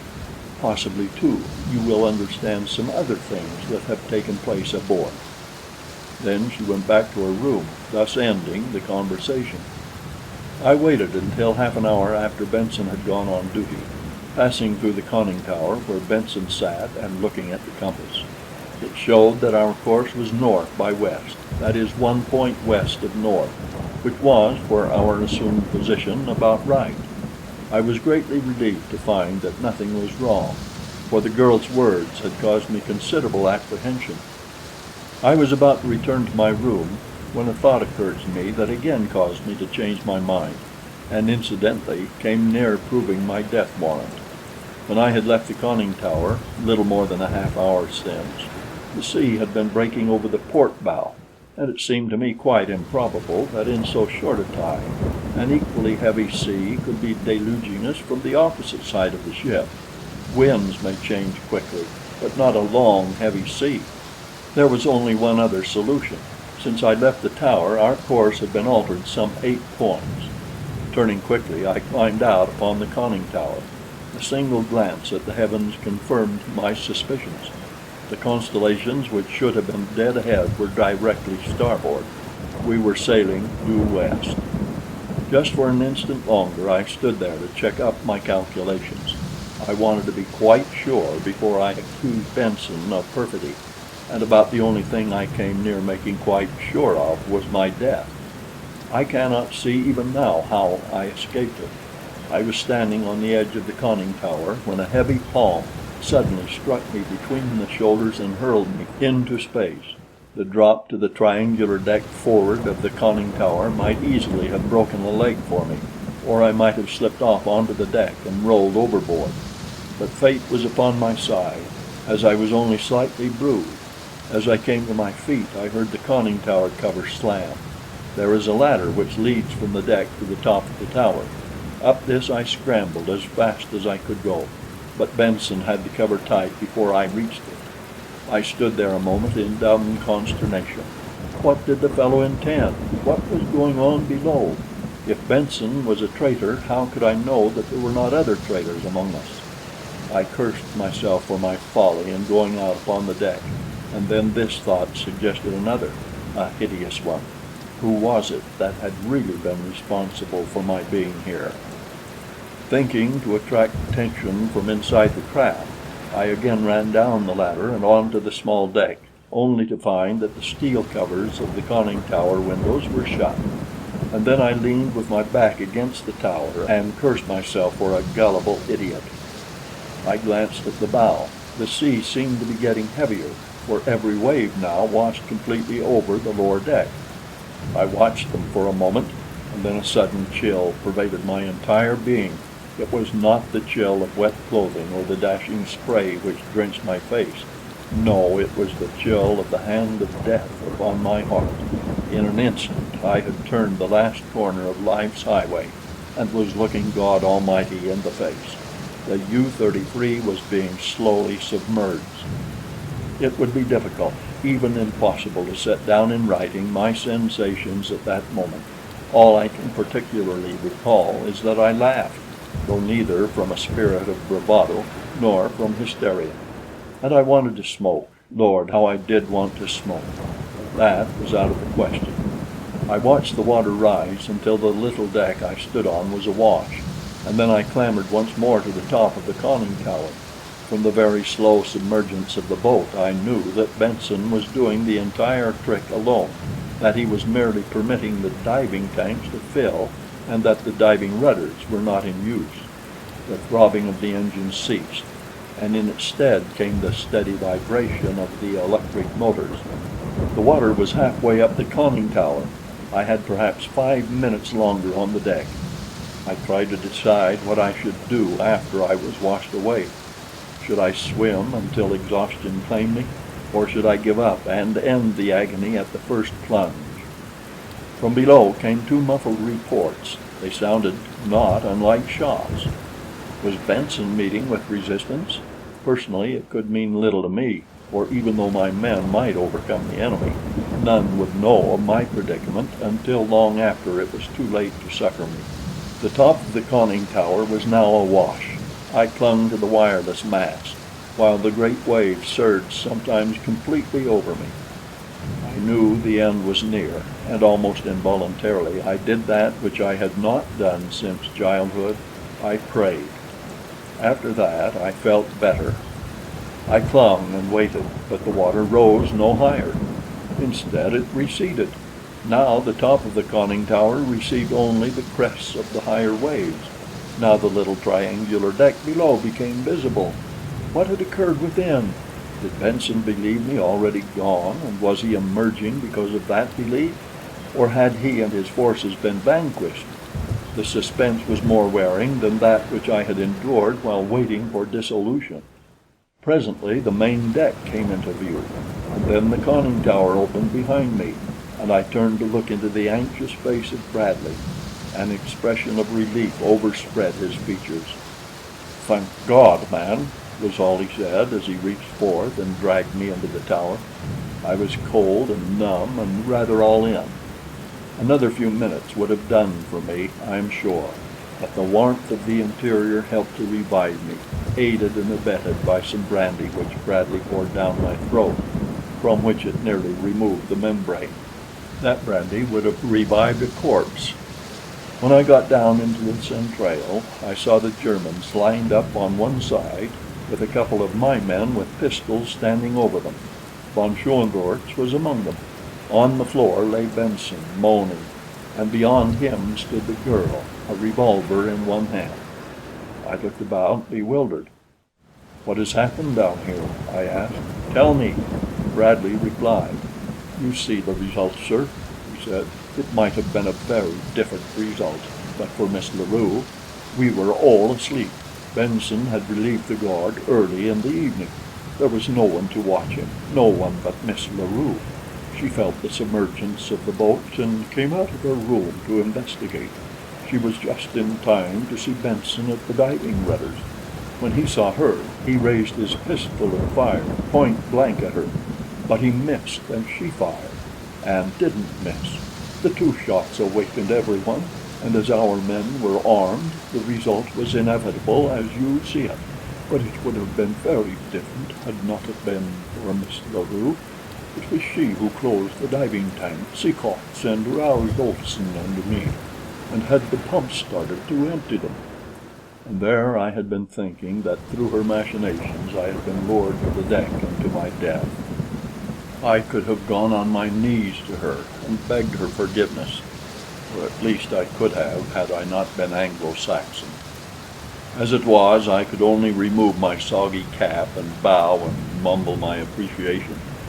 She made no reply, only turned and walked very rapidly toward her room. Could I have heard aright? Was it really a sob that came floating back to me through the narrow aisle of the U-33? Benson died that night. He remained defiant almost to the last. But just before he went out, he motioned to me, and I leaned over to catch the faintly whispered words. "I did it alone," he said. "I did it because I hate you. I hate all your kind. I was kicked out of your shipyard at Santa Monica. I was locked out of California. I am an IWW. I became a German agent, not because I love them, for I hate them too, but because I wanted to injure Americans, whom I hated more. I threw the wireless apparatus overboard. I destroyed the chronometer and the sextant. I devised a scheme for varying the compass to suit my wishes. I told Wilson that I had seen the girl talking with von Schoenvorts, and I made the poor egg think he had seen her doing the same thing. I am sorry that my plans failed. I hate you." He didn't die for a half hour after that, nor did he speak again aloud. But just a few seconds before he went to meet his Maker, his lips moved in a faint whisper, and as I leaned closer to catch his words, what do you suppose I heard? "Now I lay me down to sleep." That was all. Benson was dead. we threw his body overboard. The wind of that night brought on some pretty rough weather, with a lot of black clouds which persisted for several days. We didn't know what course we had been holding, and there was no way of finding out, as we could no longer trust the compass, not knowing what Benson had done to it. The long and the short of it was that we cruised about aimlessly until the sun came out again. I'll never forget that day or its surprises. We reckoned, or rather guessed, that we were somewhere off the coast of Peru. The wind, which had been blowing fitfully from the east, suddenly veered around into the south, and presently we felt a sudden chill. "Peru!" snorted Olson. "When were yez after smellin' icebergs off Peru?" "Icebergs, icebergs, nothin'!" exclaimed one of the Englishmen. "Why, man, they don't come north of 14 here in these waters." "Then," replied Olson, "you're south of 14, my boy." We thought he was crazy, but he wasn't, for that afternoon we sighted a great berg south of us, and we'd been running north, we thought, for days. I can tell you we were a discouraged lot, but we got a faint thrill of hope early the next morning when the lookout bawled down the open hatch, "Land! Land northwest by west!" I think we were all sick for the sight of land. I know that I was. But my interest was quickly dissipated by the sudden illness of 3 of the Germans. Almost simultaneously they commenced vomiting. They couldn't suggest any explanation for it. I asked them what they had eaten, and found they had eaten nothing other than the food cooked for all of us. "Have you drunk anything?" I asked, for I knew that there was liquor aboard and medicines in the same locker. "Only water," moaned one of them. "We all drank water together this morning. We opened a new tank. Maybe it was the water." I started an investigation which revealed a terrifying condition. Someone, probably Benson, had poisoned all the running water on the ship. It would have been worse, though, had land not been in sight. The sight of land filled us with renewed hope. Our course had been altered, and we were rapidly approaching what appeared to be a precipitous headland. Cliffs, seemingly rising perpendicularly out of the sea, faded away into the mist upon either hand as we approached. The land before us might have been a continent, so mighty appeared the shoreline, yet we knew that we must be thousands of miles from the nearest western land mass, New Zealand or Australia. We took our bearings with our crude and inaccurate instruments. We searched the chart, we cudgeled our brains, and at last it was Bradley who suggested a solution. He was in the tower and watching the compass, to which he called my attention. The needle was pointing straight toward the land. Bradley swung the helm hard to starboard. I could feel the U-33 respond, and yet the arrow still clung straight and sure toward the distant cliffs. "What do you make of it?" I asked him. "Did you ever hear of Caproni?" he asked. "An early Italian navigator?" I returned. "Yes, he followed Cook about 1721. He is scarcely mentioned even by contemporaneous historians, probably because he got into political difficulties on his return to Italy. It was the fashion to scoff at his claims, but I recall reading one of his works, his only one, I believe, in which he described a new continent in the South Seas, a continent made up of some strange metal, which attracted the compass, a rock-bound, inhospitable coast, without beach or harbor, which extended for hundreds of miles. He could make no landing, nor in the several days he cruised about it did he see signs of life. He called it Caprona, and sailed away. I believe, sir, that we are looking upon the coast of Caprona, uncharted and forgotten for 200 years. If you're right, it might account for much of the deviation of the compass during the past 2 days, I suggested. Caprona has been luring us upon her deadly rocks. Well, we'll accept her challenge. We'll land upon Caprona. Along that long front there must be a vulnerable spot. We will find it, Bradley, for we must find it. We must find water on Caprona, or we must die. And so we approached the coast upon which no living eyes had ever rested. Straight from the ocean's depths rose towering cliffs. shot with brown and blues and greens, withered moss and lichen, and the verdigris of copper, and everywhere the rusty ochre of iron pyrites. The cliff tops, though ragged, were of such uniform height as to suggest the boundaries of a great plateau, and now and again we caught glimpses of verdure topping the rocky escarpment, as though bush or jungle land had pushed outward from a lush vegetation farther inland to signal to an unseeing world that Caprona lived and joyed in life beyond her austere and repellent coast. But metaphor, however poetic, never slaked a dry throat. To enjoy Caprona's romantic suggestions we must have water, and so we came in close, always sounding, and skirted the shore. As close in as we dared cruise, we found fathomless depths, and always the same undented coastline of bald cliffs. As darkness threatened, we drew away and lay well off the coast all night.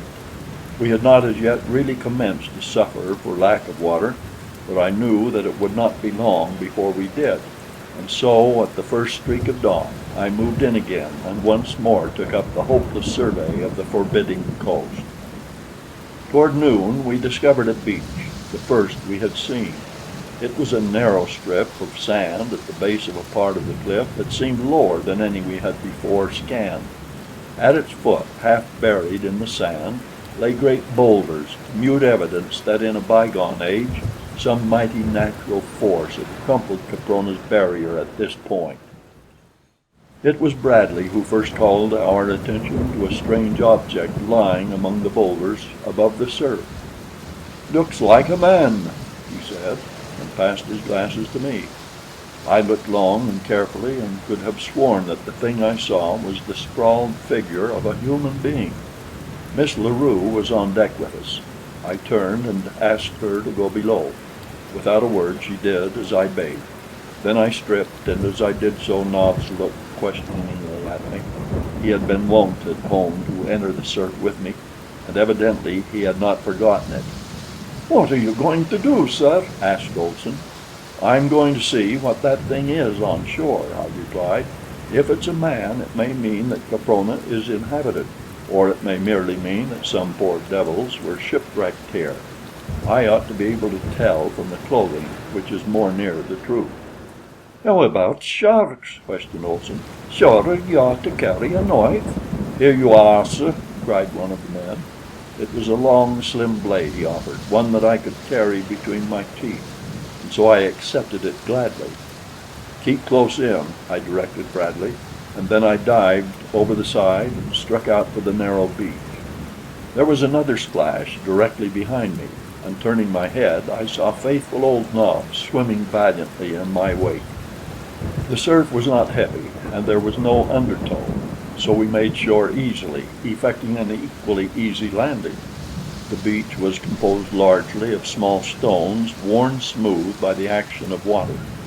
There was little sand, though from the deck of the U-33 the beach had appeared to be all sand, and I saw no evidences of mollusca or crustacea such as are common to all beaches I have previously seen. I attribute this to the fact of the smallness of the beach, the enormous depth of surrounding water, and the great distance at which Caprona lies from her nearest neighbor. As Nobs and I approached the recumbent figure farther up the beach, I was appraised by my nose that whether or not the thing had once been organic and alive, but that for some time it had been dead. Nobs halted, sniffed, and growled. A little later he sat down upon his haunches, raised his muzzle to the heavens, and bayed forth a most dismal howl. I shied a small stone at him, and bade him shut up. His uncanny noise made me nervous. When I had come quite close to the thing, I still could not say whether it had been man or beast. The carcass was badly swollen, and partly decomposed. There was no sign of clothing upon or about it. A fine brownish hair covered the chest and abdomen, and the face, the palms of the hands, the feet, the shoulders, and back were practically hairless. The creature must have been about the height of a fair-sized man.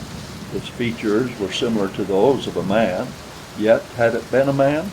I could not say, for it resembled an ape no more than it did a man. Its large toes protruded laterally, as do those of the semi-arboreal peoples of Borneo, the Philippines, and other remote regions where low types still persist. The countenance might have been that of a cross between Pithecanthropus, the Java ape-man, and a daughter of the Piltdown race of prehistoric Sussex. A wooden cudgel lay beside the corpse. Now this fact set me thinking. There was no wood of any description in sight. There was nothing about the beach to suggest a wrecked mariner. There was absolutely nothing about the body to suggest that it might possibly in life have known a maritime experience. It was the body of a low type of man or a high type of beast. In neither instance would it have been of a seafaring race. Therefore I deduced that it was native to Caprona, that it lived inland, and that it had fallen or been hurled from the cliffs above. Such being the case, Caprona was inhabitable, if not inhabited by man. But how to reach the inhabitable interior? That was the question. A closer view of the cliffs than had been afforded me from the deck of the U-33 only confirmed my conviction that no mortal man could scale those perpendicular heights. There was not a finger-hold, not a toe-hold upon them. I turned away baffled. Nobs and I met with no sharks upon our return journey to the submarine. My report filled everyone with theories and speculations, and with renewed hope and determination. They all reasoned along the same lines that I had reasoned. The conclusions were obvious, but not the water. We were now thirstier than ever. The balance of that day we spent in continuing a minute and fruitless exploration of the monotonous coast. There was not another break in the frowning cliffs, not even another minute patch of pebbly beach. As the sun fell, so did our spirits. I had tried to make advances to the girl again, but she would have none of me, and so I was not only thirsty, but otherwise sad and downhearted. I was glad when the new day broke the hideous spell of a sleepless night. The morning's search brought us no shred of hope. Caprona was impregnable. That was the decision of all. Yet we kept on. It must have been about 2 bells of the afternoon watch that Bradley called my attention to the branch of a tree with leaves upon it floating on the sea. "It may have been carried down to the ocean by a river," he suggested. "Yes," I replied, "it may have.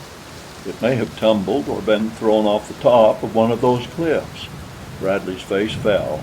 "I thought of that too," he replied, "but I wanted to believe the other." "Right you are," I cried. "We must believe the other until we prove it false. We can't afford to give up heart now, when we need heart most.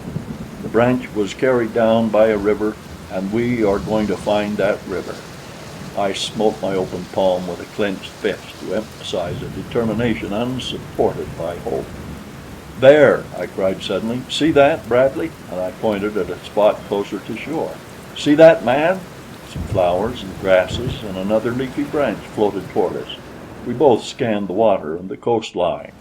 Bradley evidently discovered something, or at least thought that he had.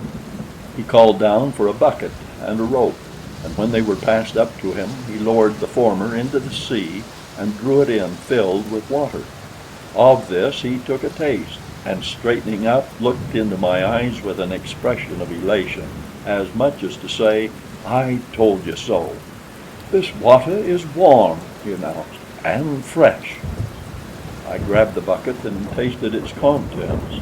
The water was very warm, and it was fresh, but there was a most unpleasant taste to it. "Did you ever taste water from a stagnant pool full of tadpoles?" Bradley asked. "That's it," I exclaimed. "That's just the taste, exactly, though I haven't experienced it since boyhood.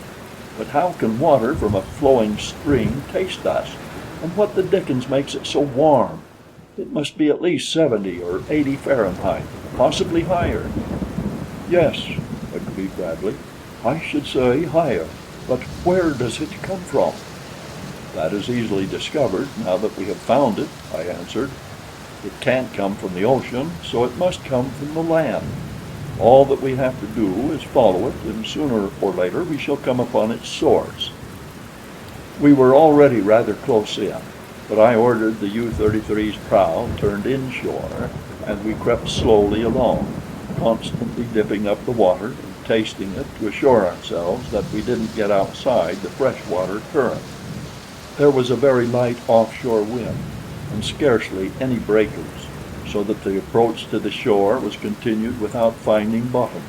Yet, though we were already quite close, we saw no indication of any indentation in the coast from which even a tiny brooklet might issue, and certainly no mouth of a large river such as this must necessarily be to freshen the ocean even 200 yards from shore.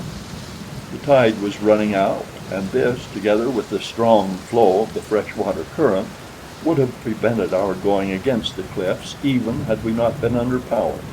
As it was, we had to buck the combined forces in order to hold our position at all.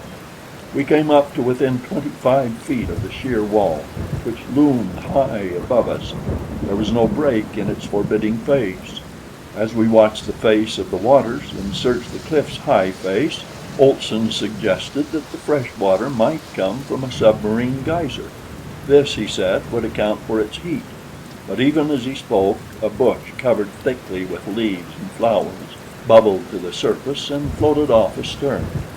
"Flowering shrubs don't thrive in the subterranean caverns from which geysers spring," suggested Bradley. Olson shook his head. "It beats me," he said. "I've got it!" I exclaimed suddenly. "Look there!"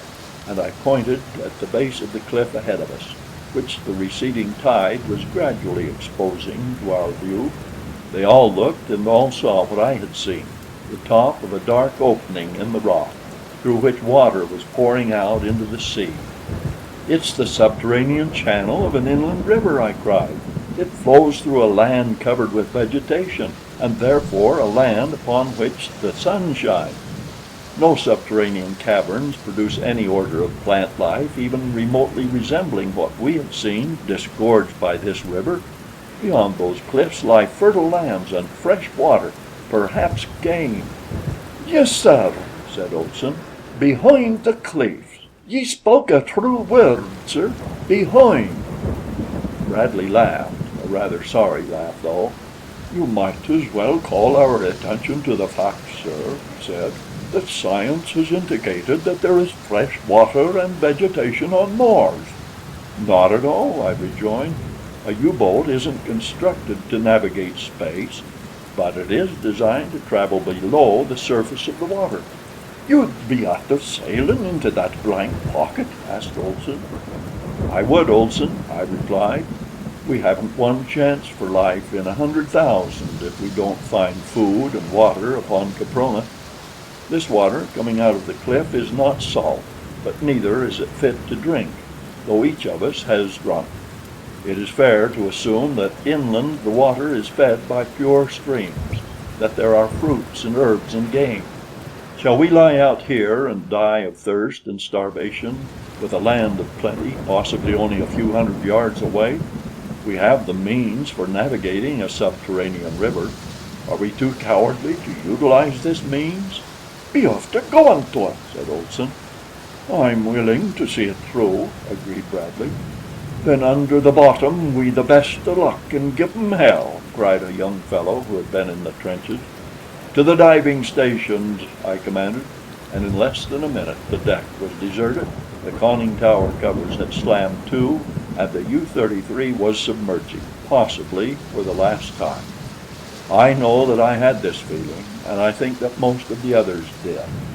As we went down, I sat in the tower with the searchlight projecting its seemingly feeble rays ahead. We submerged very slowly, and without headway more than sufficient to keep her nose in the right direction.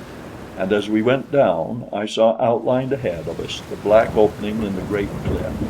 It was an opening that would have admitted a half-dozen U-boats at one and the same time, roughly cylindrical in contour, and dark as the pit of perdition. As I gave the command which sent the U-33 slowly ahead, I could not but feel a certain uncanny presentiment of evil. Where were we going? What lay at the end of this great sewer? Had we bidden farewell forever to the sunlight and light, or were there before us dangers even greater than those which we now faced? I tried to keep my mind from vain imagining by calling everything which I observed to the eager ears below. I was the eyes of the whole company, and I did my best not to fail them. We had advanced 100 yards, perhaps, when our first danger confronted us. Just ahead was a sharp right-angled turn in the tunnel. I could see the river's flotsam hurtling against the rocky wall upon the left as it was driven on by the mighty current, and I feared for the safety of the U-33 in making so sharp a turn under such adverse conditions. But there was nothing for it but to try. I didn't warn my fellows of the danger. It could have but caused them useless apprehension, for if we were to be smashed against the rocky wall, no power on earth could avert the quick end that would come to us. I gave the command full speed ahead and went charging toward the menace. I was forced to approach the dangerous left-hand wall in order to make the turn, and I depended upon the power of the motors to carry us through the surging waters in safety. Well, we made it, but it was a narrow squeak. As we swung around, the full force of the current caught us and drove the stern against the rocks. There was a thud which sent a tremor through the whole craft, then a moment of nasty grinding as the steel hull scraped the rock wall. I expected momentarily the inrush of waters that would seal our doom, but presently from below came the welcome word that all was well. In another 50 yards there was a second turn, this time toward the left, but it was more of a gentle curve, and we took it without trouble. After that it was plain sailing, though as far as I could know there might be most anything ahead of us, and my nerves strained to the snapping point every instant. After the second turn the channel ran comparatively straight for between 150 and 200 yards. The waters grew suddenly lighter, and my spirits rose accordingly. I shouted down to those below that I saw daylight ahead, and a great shout of thanksgiving reverberated through the ship. A moment later we emerged into sunlit water, and immediately I raised the periscope and looked about me upon the strangest landscape I had ever seen. We were in the middle of a broad and now sluggish river, the banks of which were lined by giant arboraceous ferns, raising their mighty fronds 50, 100, 200 feet into the quiet air. Close by us something rose to the surface of the river and dashed at the periscope. I had a vision of wide, distended jaws, and then all was blotted out. A shiver ran down into the tower as the thing closed upon the periscope. A moment later it was gone, and I could see again. Above the trees there soared into my vision a huge thing on bat-like wings, a creature large as a large whale, but fashioned more after the order of a lizard. Then again something charged the periscope and blotted out the mirror. I will confess that I was almost gasping for breath as I gave the commands to emerge. Into what sort of strange land had fate guided us? The instant the deck was awash, I opened the conning tower hatch and stepped out. In another minute the deck hatch lifted, and those who were not on duty below streamed up the ladder, Olson bringing Nobs under one arm. For several minutes no one spoke. I think they must each have been as overcome by awe as was I. All about us was a flora and fauna as strange and wonderful to us as might have been those upon a distant planet had we suddenly been miraculously transported through ether to an unknown world. Even the grass upon the near bank was unearthly. Lush and high it grew, and each blade bore upon its tip a brilliant flower, violet or yellow or carmine or blue, making as gorgeous a sward as human imagination might conceive. But the life, it teemed. The tall fern-like trees were alive with monkeys, snakes, and lizards. Huge insects hummed and buzzed hither and thither. Mighty forms could be seen moving upon the ground in the thick forest. while the bosom of the river wriggled with living things, and above flattened the wings of gigantic creatures, such as we are taught have been extinct throughout countless ages. Look!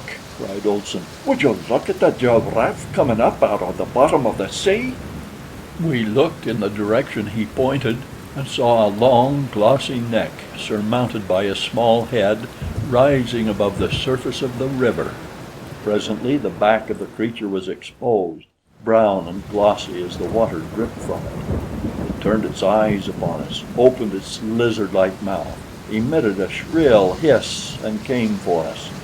The thing must have been 16 or 18 feet in length, and closely resembled pictures I had seen of restored plesiosaurs of the lower Jurassic. It charged us as savagely as a mad bull, and one would have thought it intended to destroy and devour the mighty U-boat, as I verily believe it did intend. We were moving slowly up the river as the creature bore down upon us with distended jaws. The long neck was far outstretched, and the four flippers with which it swam were working with powerful strokes, carrying it forward at a rapid pace. When it reached the craft's side, the jaws closed upon one of the stanchions of the deck rail, and tore it from its socket as though it had been a toothpick stuck in putty. At this exhibition of titanic strength, I think we all simultaneously stepped backward, and Bradley drew his revolver and fired. The bullet struck the thing in the neck, just above its body, but instead of disabling it, it merely increased its rage. Its hissing rose to a shrill scream as it raised half its body out of water onto the sloping sides of the hull of the U-33, and endeavored to scramble upon the deck to devour us. A dozen shots rang out as we, who were armed, drew our pistols and fired at the thing. But though struck several times, it showed no signs of succumbing, and only floundered farther aboard the submarine. I had noticed that the girl had come on deck and was standing not far behind me, and when I saw the danger to which we were all exposed, I turned and forced her toward the hatch. We had not spoken for some days, and we did not speak now, but she gave me a disdainful look, which was quite as eloquent as words, and broke loose from my grasp. I saw I could do nothing with her unless I exerted force, and so I turned with my back toward her, that I might be in a position to shield her from the strange reptile, should it really succeed in reaching the deck. And as I did so, I saw the thing raise one flipper over the rail, dart its head forward, and with the quickness of lightning seize upon one of the Boches. I ran forward, discharging my pistol into the creature's body in an effort to force it to relinquish its prey, but I might as profitably have shot at the sun. Shrieking and screaming, the German was dragged from the deck, and the moment the reptile was clear of the boat, it dived beneath the surface of the water with its terrified prey. I think we were all more or less shaken by the frightfulness of the tragedy, until Olson remarked that the balance of power now rested where it belonged. Following the death of Benson, we had been 9 and 9, 9 Germans and 9 Allies, as we called ourselves. Now there were but 8 Germans. We never counted the girl on either side, I suppose because she was a girl, though we knew well enough now that she was ours. And so Olson's remark helped to clear the atmosphere, for the Allies at least, and then our attention was once more directed toward the river, for around us there had sprung up a perfect bedlam of screams and hisses, and a seething cauldron of hideous reptiles, devoid of fear and filled only with hunger and with rage. They clamored, squirmed, and wriggled to the deck, forcing us steadily backward, though we emptied our pistols into them.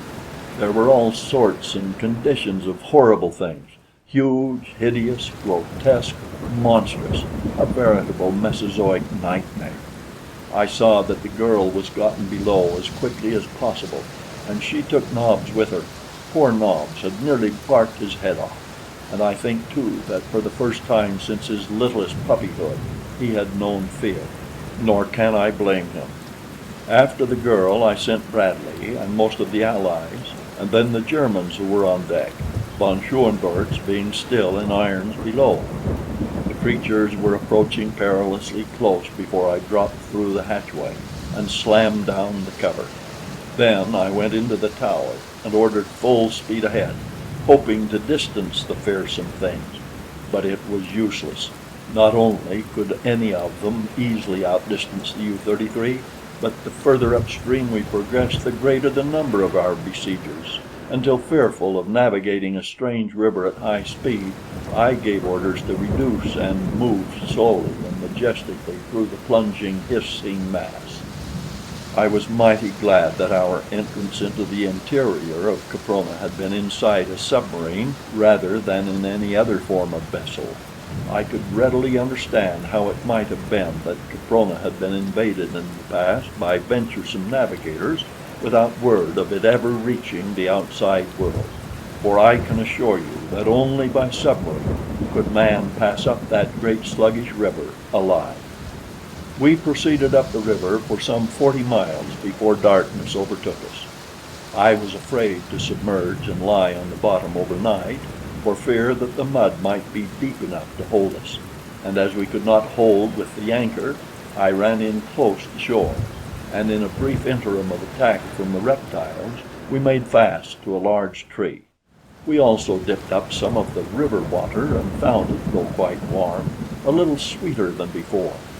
We had food enough, and with the water we were all quite refreshed, but we missed fresh meat. It had been weeks now since we had tasted it, and the sight of the reptiles gave me an idea that a steak or two from one of them might not be bad eating. So I went on deck with a rifle, 20 of which were aboard the U-33. At sight of me, a huge thing charged and climbed to the deck. I retreated to the top of the conning tower, and when it had raised its mighty bulk to the level of the little deck on which I stood, I let it have a bullet right between the eyes.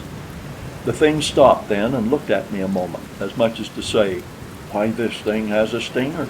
I must be careful." And then it reached out its long neck and opened its mighty jaws and grabbed for me. But I wasn't there. I had tumbled backward into the tower, and I mighty near killed myself doing it. When I glanced up, that little head on the end of its long neck was coming straight down on top of me, and once more I tumbled into greater safety, sprawling upon the floor of the Centrail. Olson was looking up, and seeing what was poking about in the tower, ran for an axe, nor did he hesitate a moment when he returned with one, but sprang up the ladder and commenced chopping away at that hideous face. The thing didn't have sufficient brain pan to entertain more than a single idea at once. Though chopped and hacked and with a bullet hole between its eyes, it still persisted madly in its attempt to get inside the tower and devour Olson, though its body was many times the diameter of the hatch, nor did it cease its efforts until after Olson had succeeded in decapitating it. Then he and Bradley went on deck through the main hatch, and while one kept watch, the other cut a hind quarter off Plesiosaurus olsoni, as Bradley dubbed the thing. Meantime, Olson cut off the long neck, saying that it would make fine soup.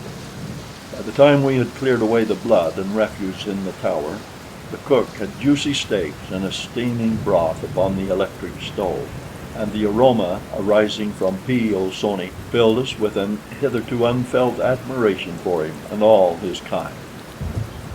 End of chapter 4.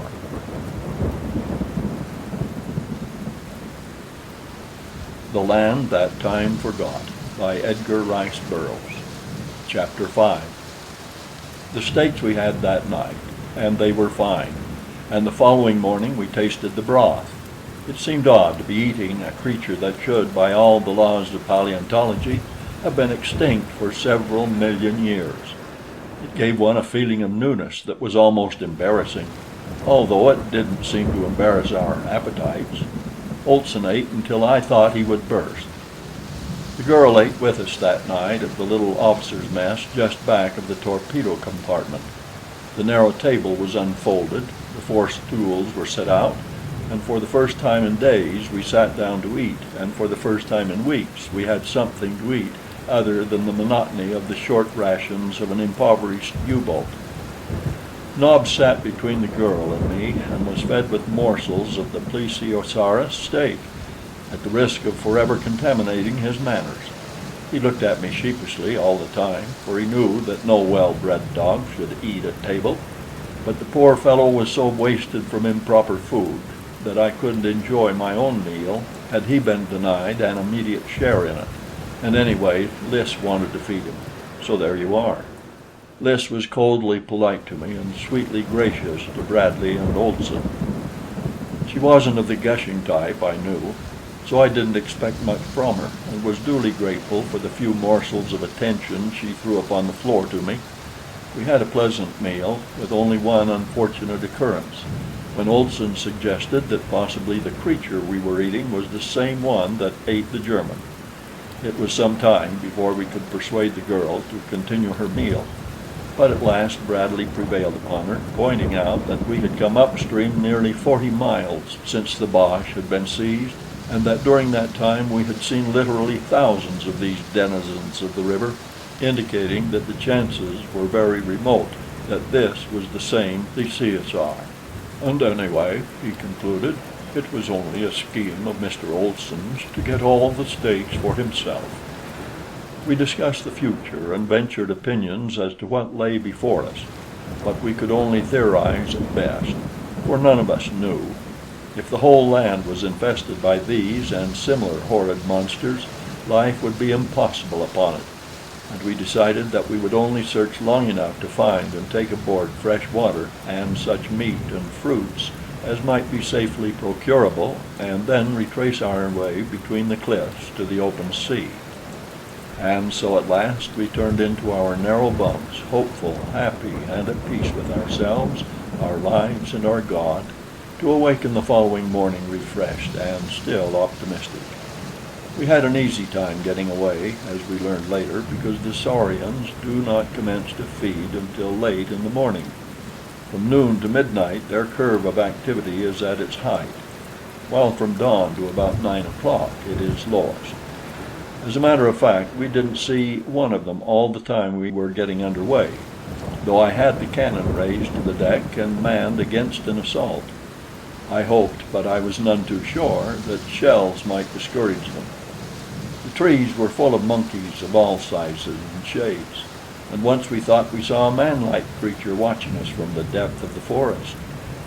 Shortly after we resumed our course upstream, we saw the mouth of another and smaller river emptying into the main channel from the south, that is, upon our right, and almost immediately after we came upon a large island 5 or 6 miles in length, and at 50 miles there was a still larger river than the last, coming in from the northwest, the course of the main stream having now changed to northeast by southwest. The water was quite free from reptiles, and the vegetation upon the banks of the river had altered to more open and park-like forest, with eucalyptus and acacia mingled with a scattering of tree ferns, as though two distinct periods of geologic time had overlapped and merged. The grass, too, was less flowering, though there were still gorgeous patches mottling the greensward. And lastly, the fauna was less multitudinous. 6 or 7 miles farther, and the river widened considerably.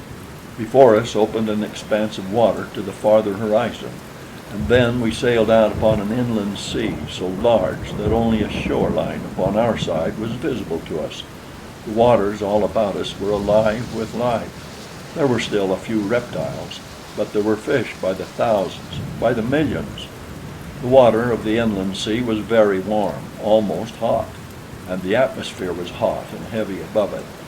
It seemed strange that beyond the buttressed walls of Caprona icebergs floated, and the south wind was biting, for only a gentle breeze moved across the face of these living waters, and that was damp and warm. Gradually we commenced to divest ourselves of our clothing, retaining only sufficient for modesty. But the sun was not hot. It was more the heat of a steam room than of an oven. We coasted up the shore of the lake in a northwesterly direction, sounding all the time. We found the lake deep and the bottom rocky and steeply shelving toward the center, and once when I moved straight out from shore to take other soundings, we could find no bottom whatsoever. In open spaces along the shore we caught occasional glimpses of the distant cliffs, and here they appeared only a trifle less precipitous than those which bound Caprona on the seaward side. My theory is that in a far distant era Caprona was a mighty mountain. Perhaps the world's mightiest volcanic action blew off the entire crest, blew thousands of feet of the mountain upward and outward and on to the surrounding continent, leaving a great crater, and then possibly the continent sank as ancient continents have been known to do, leaving only the summit of Caprona above the sea. The encircling walls, the central lake, the hot springs which feed the lake, all point to a conclusion, and the fauna and the flora bear indisputable evidence that Caprona was once part of some great landmass. As we cruised up along the coast, the landscape continued a more or less open forest, with here and there a small plain where we saw animals grazing. With my glass I could make out a species of large red deer, some antelope, and what appeared to be a species of horse, and once I saw the shaggy form of what might have been a monstrous bison. Here was game aplenty. There seemed little danger of starving upon Caprona. The game, however, seemed wary, for the instant the animals discovered us, they threw up their heads and tails and went cavorting off, those farther inland following the example of the others, until all were lost in the mazes of the distant forest. Only the great shaggy ox stood his ground. With lowered head he watched us until we had passed, and then continued feeding. About 20 miles up the coast from the mouth of the river, we encountered low cliffs of sandstone, broken and tortured evidence of the great upheaval which had torn Caprona asunder in the past, intermingling upon a common level the rock formations of widely separated eras, fusing some and leaving others untouched. We ran along beside them for a matter of 10 miles, arriving off a broad cleft which led into what appeared to be another lake. As we were in search of pure water, we did not wish to overlook any portion of the coast, and so after sounding and finding that we had ample depth, I ran the U-33 between headlands into as pretty a landlocked harbor as sailormen could care to see, with good water right up to within a few yards of the shore. As we cruised slowly along, two of the Boches again saw what they believed to be a man or man-like creature watching us from a fringe of trees 100 yards inland, and shortly after we discovered the mouth of a small stream emptying into the bay. It was the first stream we had found since leaving the river, and I at once made preparations to test its water. To land, it would be necessary to run the U-33 close in to the shore, at least as close as we could, for even these waters were infested, though not so thickly, by savage reptiles. I ordered sufficient water let into the diving tanks to lower us about a foot, and then I ran the bow slowly toward the shore, confident that should we run aground, we still had sufficient lifting force to free us when the water should be pumped out of the tanks. But the bow nosed its way gently into the reeds, and touched the shore with the keel still clear. My men were all armed now with both rifles and pistols, each having plenty of ammunition. I ordered one of the Germans ashore with a line, and sent two of my own men to guard him, for from what little we had seen of Caprona, or Caspak, as we learned later to call the interior, we realized that any instant some new and terrible danger might confront us. The line was made fast to a small tree, and at the same time I had the stern anchor dropped.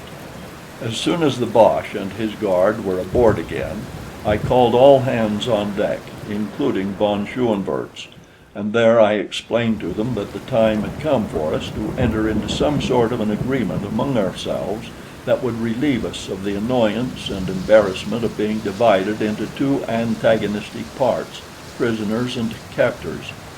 I told them that it was obvious our very existence depended upon our unity of action, that we were, to all intent and purpose, entering a new world, as far from the seat and causes of our own world war as if millions of miles of space and eons of time separated us from our past lives and habitations.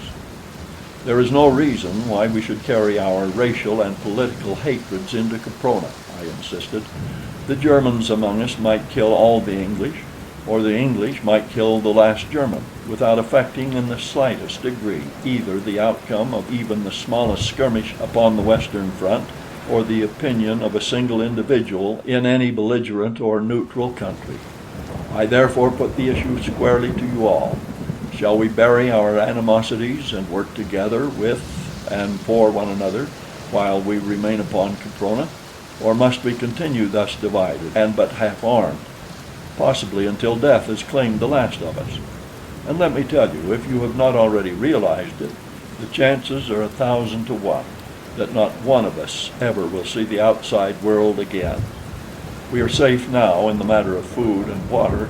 We could provision the U-33 for a long cruise, but we are practically out of fuel, and without fuel we cannot hope to reach the ocean, as only a submarine can pass through the barrier cliffs. What is your answer?" I turned toward von Schoenvorts. He eyed me in that disagreeable way of his and demanded to know, in case they accepted my suggestion, what their status would be in event of our finding a way to escape with the U-33. I replied that I felt that if we had all worked loyally together, we should leave Caprona upon a common footing, and to that end I suggested that should the remote possibility of our escape in the submarine develop into reality, we should then immediately make for the nearest neutral port and give ourselves into the hands of the authorities, when we should all probably be interned for the duration of the war. To my surprise, he agreed that this was fair and told me that they would accept my conditions and that I could depend upon their loyalty to the common cause. I thanked him and then addressed each one of his men individually, and each gave me his word that he would abide by all that I had outlined. It was further understood that we were to act as a military organization under military rules and discipline. I as commander, with Bradley as my first lieutenant, and Olson as my second, in command of the Englishmen, while von Schoenvorts was to act as an additional second lieutenant and have charge of his own men. The four of us were to constitute a military court, under which men might be tried and sentenced to punishment for infraction of military rules and discipline, even to the passing of the death sentence. I then had arms and ammunition issued to the Germans, and leaving Bradley and 5 men to guard the U-33, the balance of us went ashore. The first thing we did was to taste the water of the little stream, which to our delight we found sweet, pure, and cold. This stream was entirely free from dangerous reptiles, because, as I later discovered, they became immediately dormant when subjected to a much lower temperature than 70 degrees Fahrenheit. They dislike cold water, and keep as far away from it as possible. There were countless brook trout here, and deep holes that invited us to bathe, and along the bank of the stream were trees bearing a close resemblance to ash and beech and oak, their characteristics evidently induced by the lower temperature of the air above the cold water, and by the fact that their roots were watered by the water from the stream rather than from the warm springs which we afterward found in such abundance elsewhere. Our first concern was to fill the water tanks of the U-33 with fresh water, and that having been accomplished, we set out to hunt for game and explore inland for a short distance. Olson, von Schoenvorts, 2 Englishmen, and 2 Germans accompanied me, leaving 10 to guard the ship and the girl. I had intended leaving Nobbs behind, but he got away and joined me, and was so happy over it that I hadn't the heart to send him back. We followed the stream upward through a beautiful country for about 5 miles, and then came upon its source in a little boulder-strewn clearing. From among the rocks bubbled fully 20 ice-cold springs. North of the clearing rose sandstone cliffs to a height of some 50 to 75 feet, with tall trees growing at their base and almost concealing them from our view. To the west the country was flat and sparsely wooded, and here it was that we saw our first game, a large red deer. It was grazing away from us and had not seen us when one of my men called my attention to it. Motioning for silence and having the rest of the party lie down, I crept toward the quarry, accompanied only by Whitely. We got within 100 yards of the deer, when he suddenly raised his antlered head and pricked up his great ears. We both fired at once, and had the satisfaction of seeing the buck drop. Then we ran forward to finish him with our knives. The deer lay in a small open space close to a clump of acacias, and we had advanced to within several yards of our kill when we both halted suddenly and simultaneously. Whitely looked at me, and I looked at Whitely, and then we both looked back in the direction of the deer. "Blimey!" he said. "What is it, sir?" "It looks to me, Whitely, like an error," I said. "Some assistant god who had been creating elephants must have been temporarily transferred to the lizard department." "I wouldn't say that, sir," said Whitely. "It sounds blasphemous." "It is more blasphemous than that thing which is swiping our meat," I replied, for whatever the thing was, it had leaped upon our deer and was devouring it in great mouthfuls, which it swallowed without mastication. The creature appeared to be a great lizard, at least 10 feet high, with a huge, powerful tail as long as its torso, mighty hind legs, and short forelegs. When it had advanced from the wood, it hopped much after the fashion of a kangaroo, using its hind feet and tail to propel it, and when it stood erect, it sat upon its tail. Its head was long and thick, with a blunt muzzle, and the opening of the jaws ran back to a point behind the eyes, and the jaws were armed with long, sharp teeth. The scaly body was covered with black and yellow spots about a foot in diameter, and irregular in contour. These spots were outlined in red, with edgings about an inch wide. The underside of the chest, body, and tail were a greenish white. "What say we pot the bloomin' bird, sir?" suggested Whitely. I told him to wait until I gave the word. Then we would fire simultaneously, he at the heart and I at the spine. "At the heart, sir? Yes, sir," he replied, and raised his piece to his shoulder. Our shots rang out together.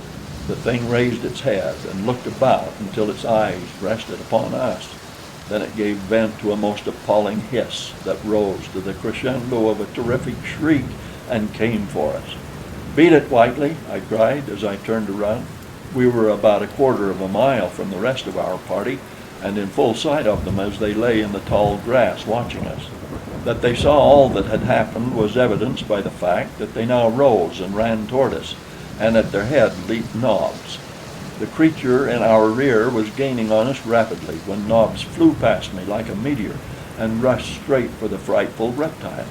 I tried to recall him, but he would pay no attention to me, and as I couldn't see him sacrificed, I too stopped and faced the monster.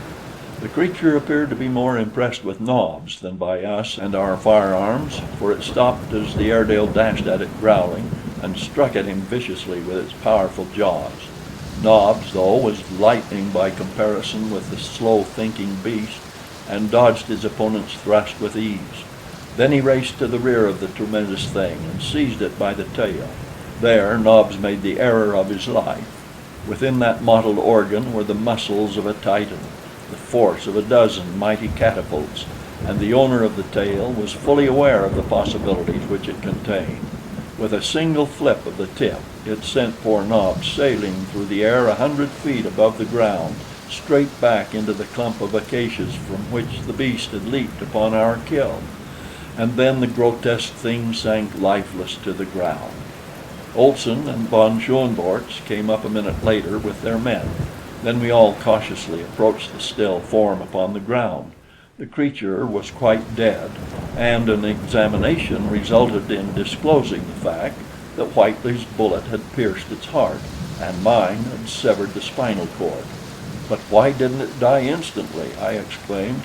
"Because," said von Schoenvorts in his disagreeable way, "the beast is so large and its nervous organization of so low a caliber that it took all this time for the intelligence of death to reach and be impressed upon the minute brain. The thing was dead when your bullet struck it, but it did not know it for several seconds, possibly a minute. If I am not mistaken, it is an Allosaurus of the Upper Jurassic, remains of which have been found in central Wyoming in the suburbs of New York." An Irishman by the name of Brady grinned.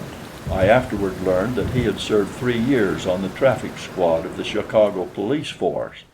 I had been calling Nobs in the meantime, and was about to set out in search of him, fearing, to tell the truth, to do so, lest I find him mangled and dead among the trees of the acacia grove, when he suddenly emerged from among the boles, his ears flattened, his tail between his legs, and his body screwed into a suppliant S.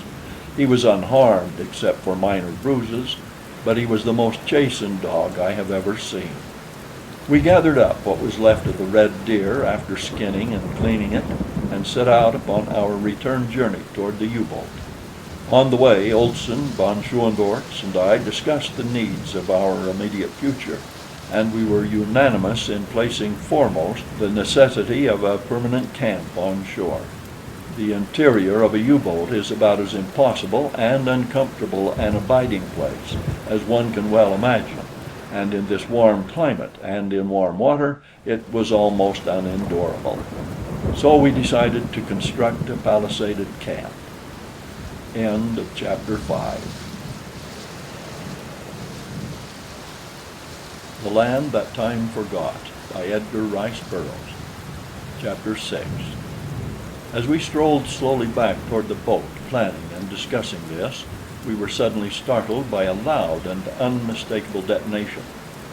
"A shell from the U-33!" exclaimed von Schoenvorts. "What can be aft to signify?" queried Olson. "They're in trouble," I answered, "for all, and it's up to us to get back to them. Drop that carcass," I directed the men carrying the meat, "and follow me." I set off at a rapid run in the direction of the harbor. We ran for the better part of a mile without hearing anything more from the direction of the harbor, and then I reduced the speed to a walk, for the exercise was telling on us who had been cooped up for so long in the confined interior of the U-33. Puffing and panting, we plodded on until within about a mile of the harbor we came upon a sight that brought us all up standing. We had been passing through a little heavier timber than was usual to this part of the country, when we suddenly emerged into an open space, in the center of which was such a band as might have caused the most courageous to pause. It consisted of upward of 500 individuals, representing several species closely allied to man. There were anthropoid apes and gorillas. These I had no difficulty in recognizing, but there were other forms which I had never before seen, and I was hard put to it to say whether they were ape or man. Some of them resembled the corpse we had found upon the narrow beach against Caprona's sea-wall, while others were of a still lower type, more nearly resembling the apes, and yet others were uncannily manlike, standing there erect, being less hairy, and possessing better-shaped heads.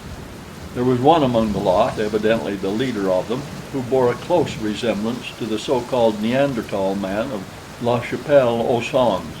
There was the same short, stocky trunk, upon which rested an enormous head, habitually bent forward into the same curvature as the back, the arms shorter than the legs, and the lower leg considerably shorter than that of modern man, the knees bent forward and never straightened. This creature, and one or two others who appeared to be of a lower order than he, yet higher than that of the apes, carried heavy clubs. The others were armed only with giant muscles and fighting fangs, nature's weapons. All were males, and all were entirely naked, nor was there upon even the highest among them a sign of ornamentation. At sight of us they turned with bared fangs and low growls to confront us. I did not wish to fire among them unless it became absolutely necessary, and so I started to lead my party around them. But the instant that the Neanderthal man guessed my intention, he evidently attributed it to cowardice upon our part, and with a wild cry he leaped toward us, waving his cudgel above his head. The others followed him, and in a minute we should have been overwhelmed. I gave the order to fire, and at the first volley 6 of them went down, including the Neanderthal man. The others hesitated a moment, and then broke for the trees, some running nimbly among the branches, while others lost themselves to us between the boles. Both von Schoenvorts and I noticed that at least 2 of the higher, man-like types took to the trees quite as nimbly as the apes, while others that more nearly approached man in carriage and appearance sought safety upon the ground with the gorillas. An examination disclosed that 5 of our erstwhile opponents were dead, and the 6th, the Neanderthal man, was but slightly wounded, a bullet having glanced from his thick skull, stunning him.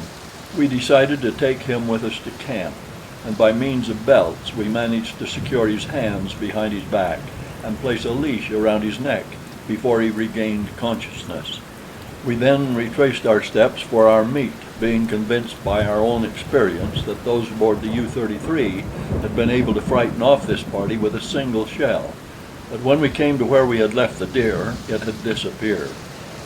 On the return journey, Whitely and I preceded the rest of the party by about 100 yards in the hope of getting another shot at something edible, for we were all greatly disgusted and disappointed by the loss of our venison.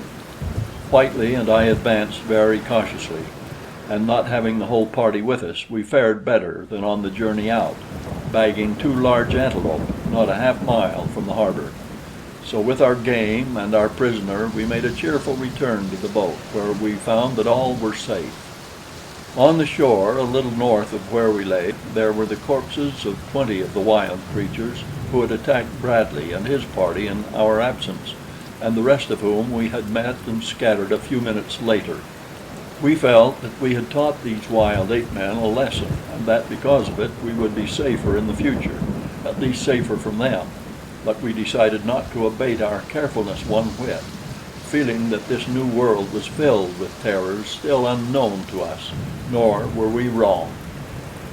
The following morning we commenced work upon our camp, Bradley, Olson, von Schoenvorts, Miss La Rue, and I having sat up half the night discussing the matter and drawing plans. We set the men at work felling trees, selecting for the purpose jarrah, a hard, weather-resisting timber which grew in profusion nearby. Half the men labored, while the other half stood guard, alternating each hour with an hour off at noon. Olson directed this work. Bradley, von Schoenvorts, and I, with Miss La Rue's help, staked out the various buildings and the outer wall. When the day was done, we had quite an array of logs nicely notched and ready for our building operations on the morrow, and we were all tired, for after the buildings had been staked out, we all fell in and helped with the logging, all but von Schoenvorts.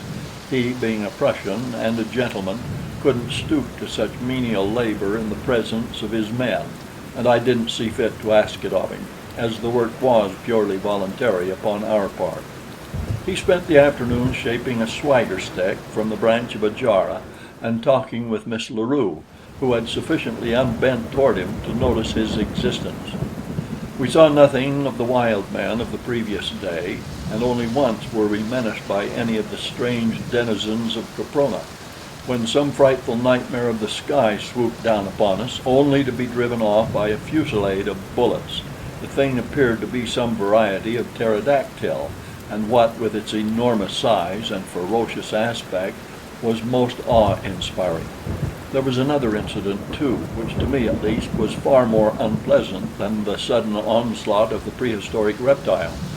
2 of the men, both Germans, were stripping a felled tree of its branches. Von Schoenvorts had completed his swagger stick, and he and I were passing close to where the 2 worked. One of them threw to his rear a small branch that he had just chopped off, and as misfortune would have it, it struck von Schoenvorts across the face. It couldn't have hurt him, for it didn't leave a mark, but he flew into a terrific rage, shouting "Achtung!" in a loud voice. The sailor immediately straightened up, faced his officer, clicked his heels together, and saluted. "Pig!" roared the Baron, and struck the fellow across the face, breaking his nose. I grabbed von Schoenvorts' arm and jerked him away before he could strike again, if such had been his intention, and then he raised his little stick to strike me, but before it descended, the muzzle of my pistol was against his belly, and he must have seen in my eyes that nothing would suit me better than an excuse to pull the trigger. Like all his kind and all other bullies, von Schoenvorts was a coward at heart, and so he dropped his hand to his side and started to turn away. But I pulled him back, and there, before his men, I told him that such a thing must never again occur, that no man was to be struck or otherwise punished other than in due process of the laws that we had made and the court that we had established. All the time the sailor stood rigidly at attention, nor could I tell from his expression whether he most resented the blow his officer had struck him, or my interference in the gospel of the Kaiser breed. Nor did he move until I said to him, "Plesser, you may return to your quarters and dress your wound." Then he saluted and marched stiffly off toward the U-33.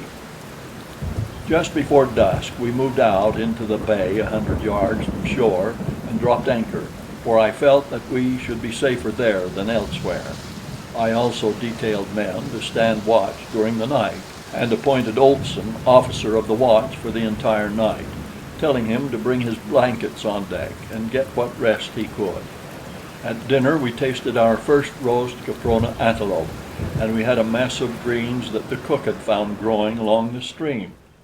All during the meal von Schoenvorts was silent and surly.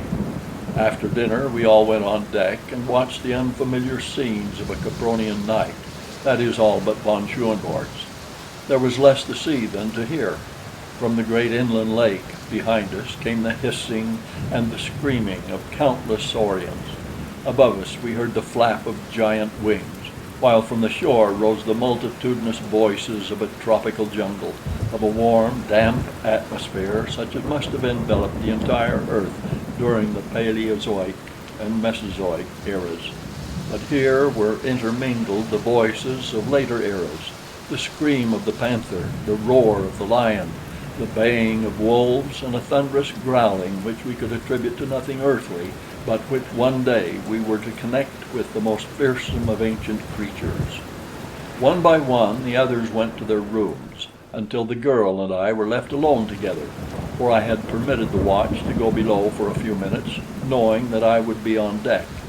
Miss La Rue was very quiet, though she replied graciously enough to whatever I had to say that required a reply.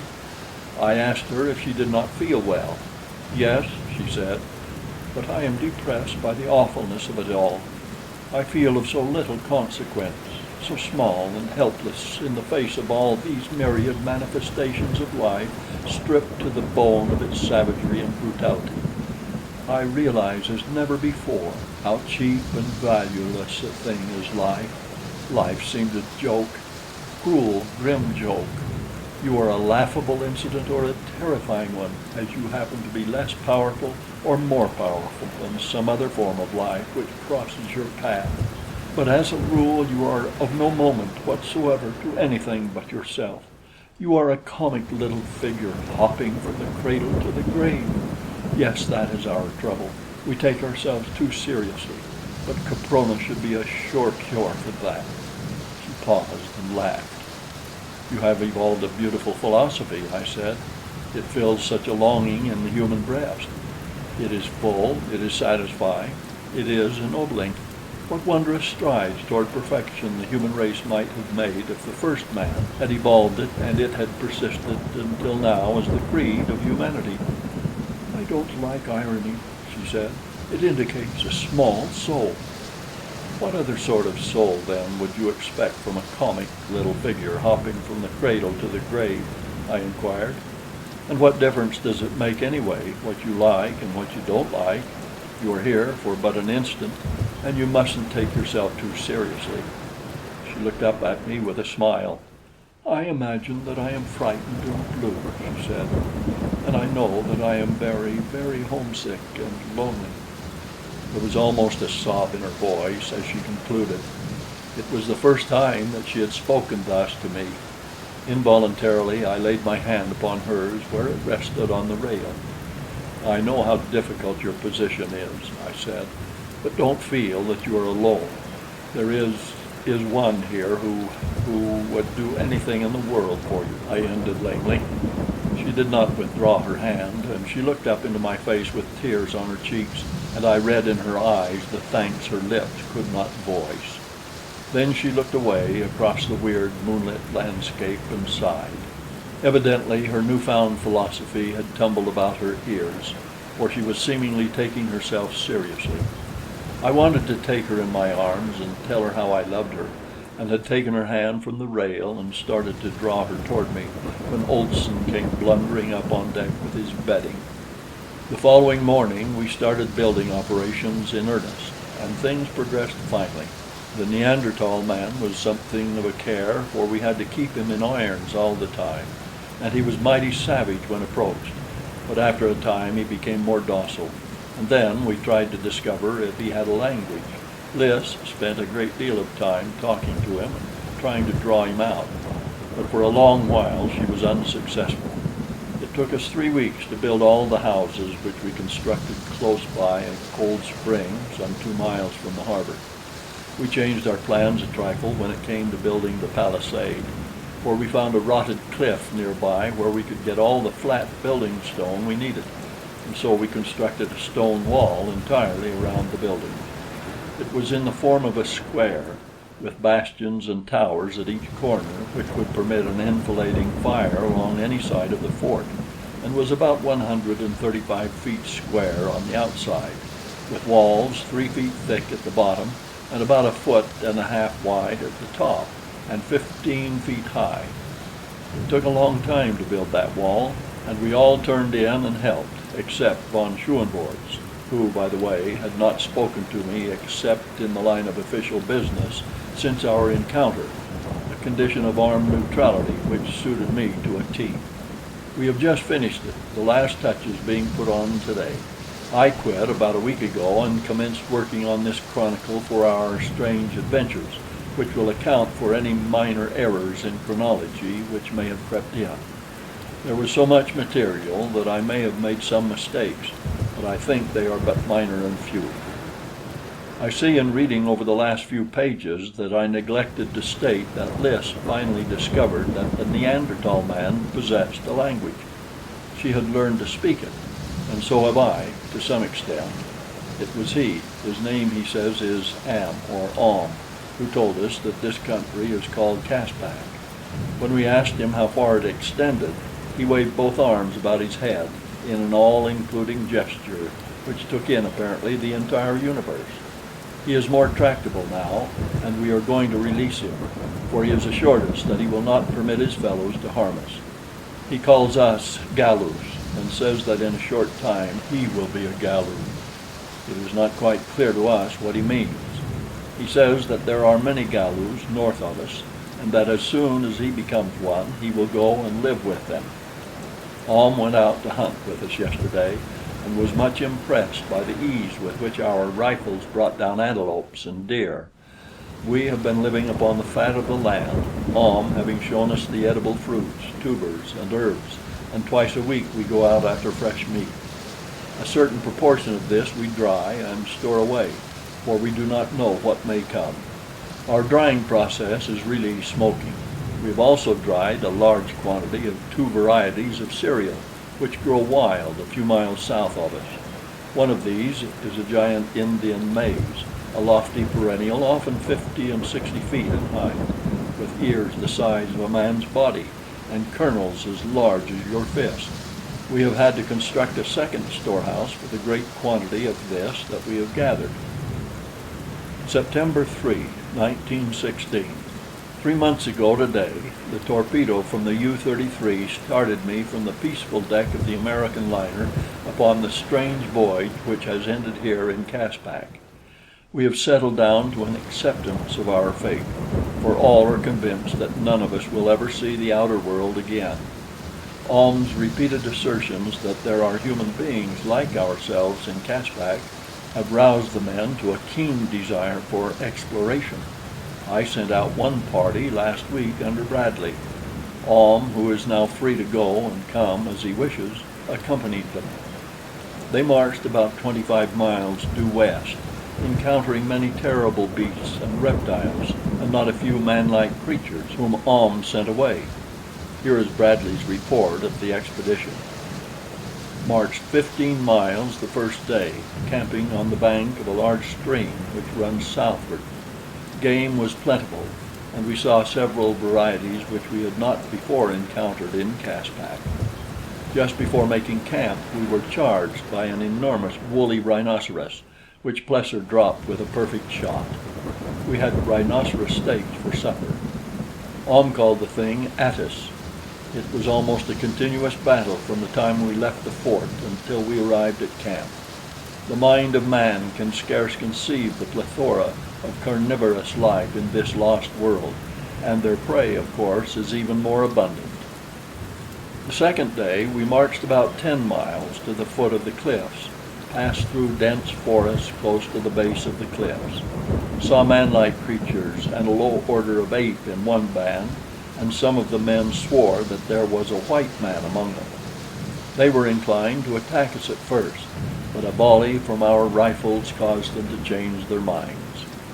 We scaled the cliffs as far as we could, but near the top they are absolutely perpendicular, without any sufficient cleft or protuberance to give hand or foothold.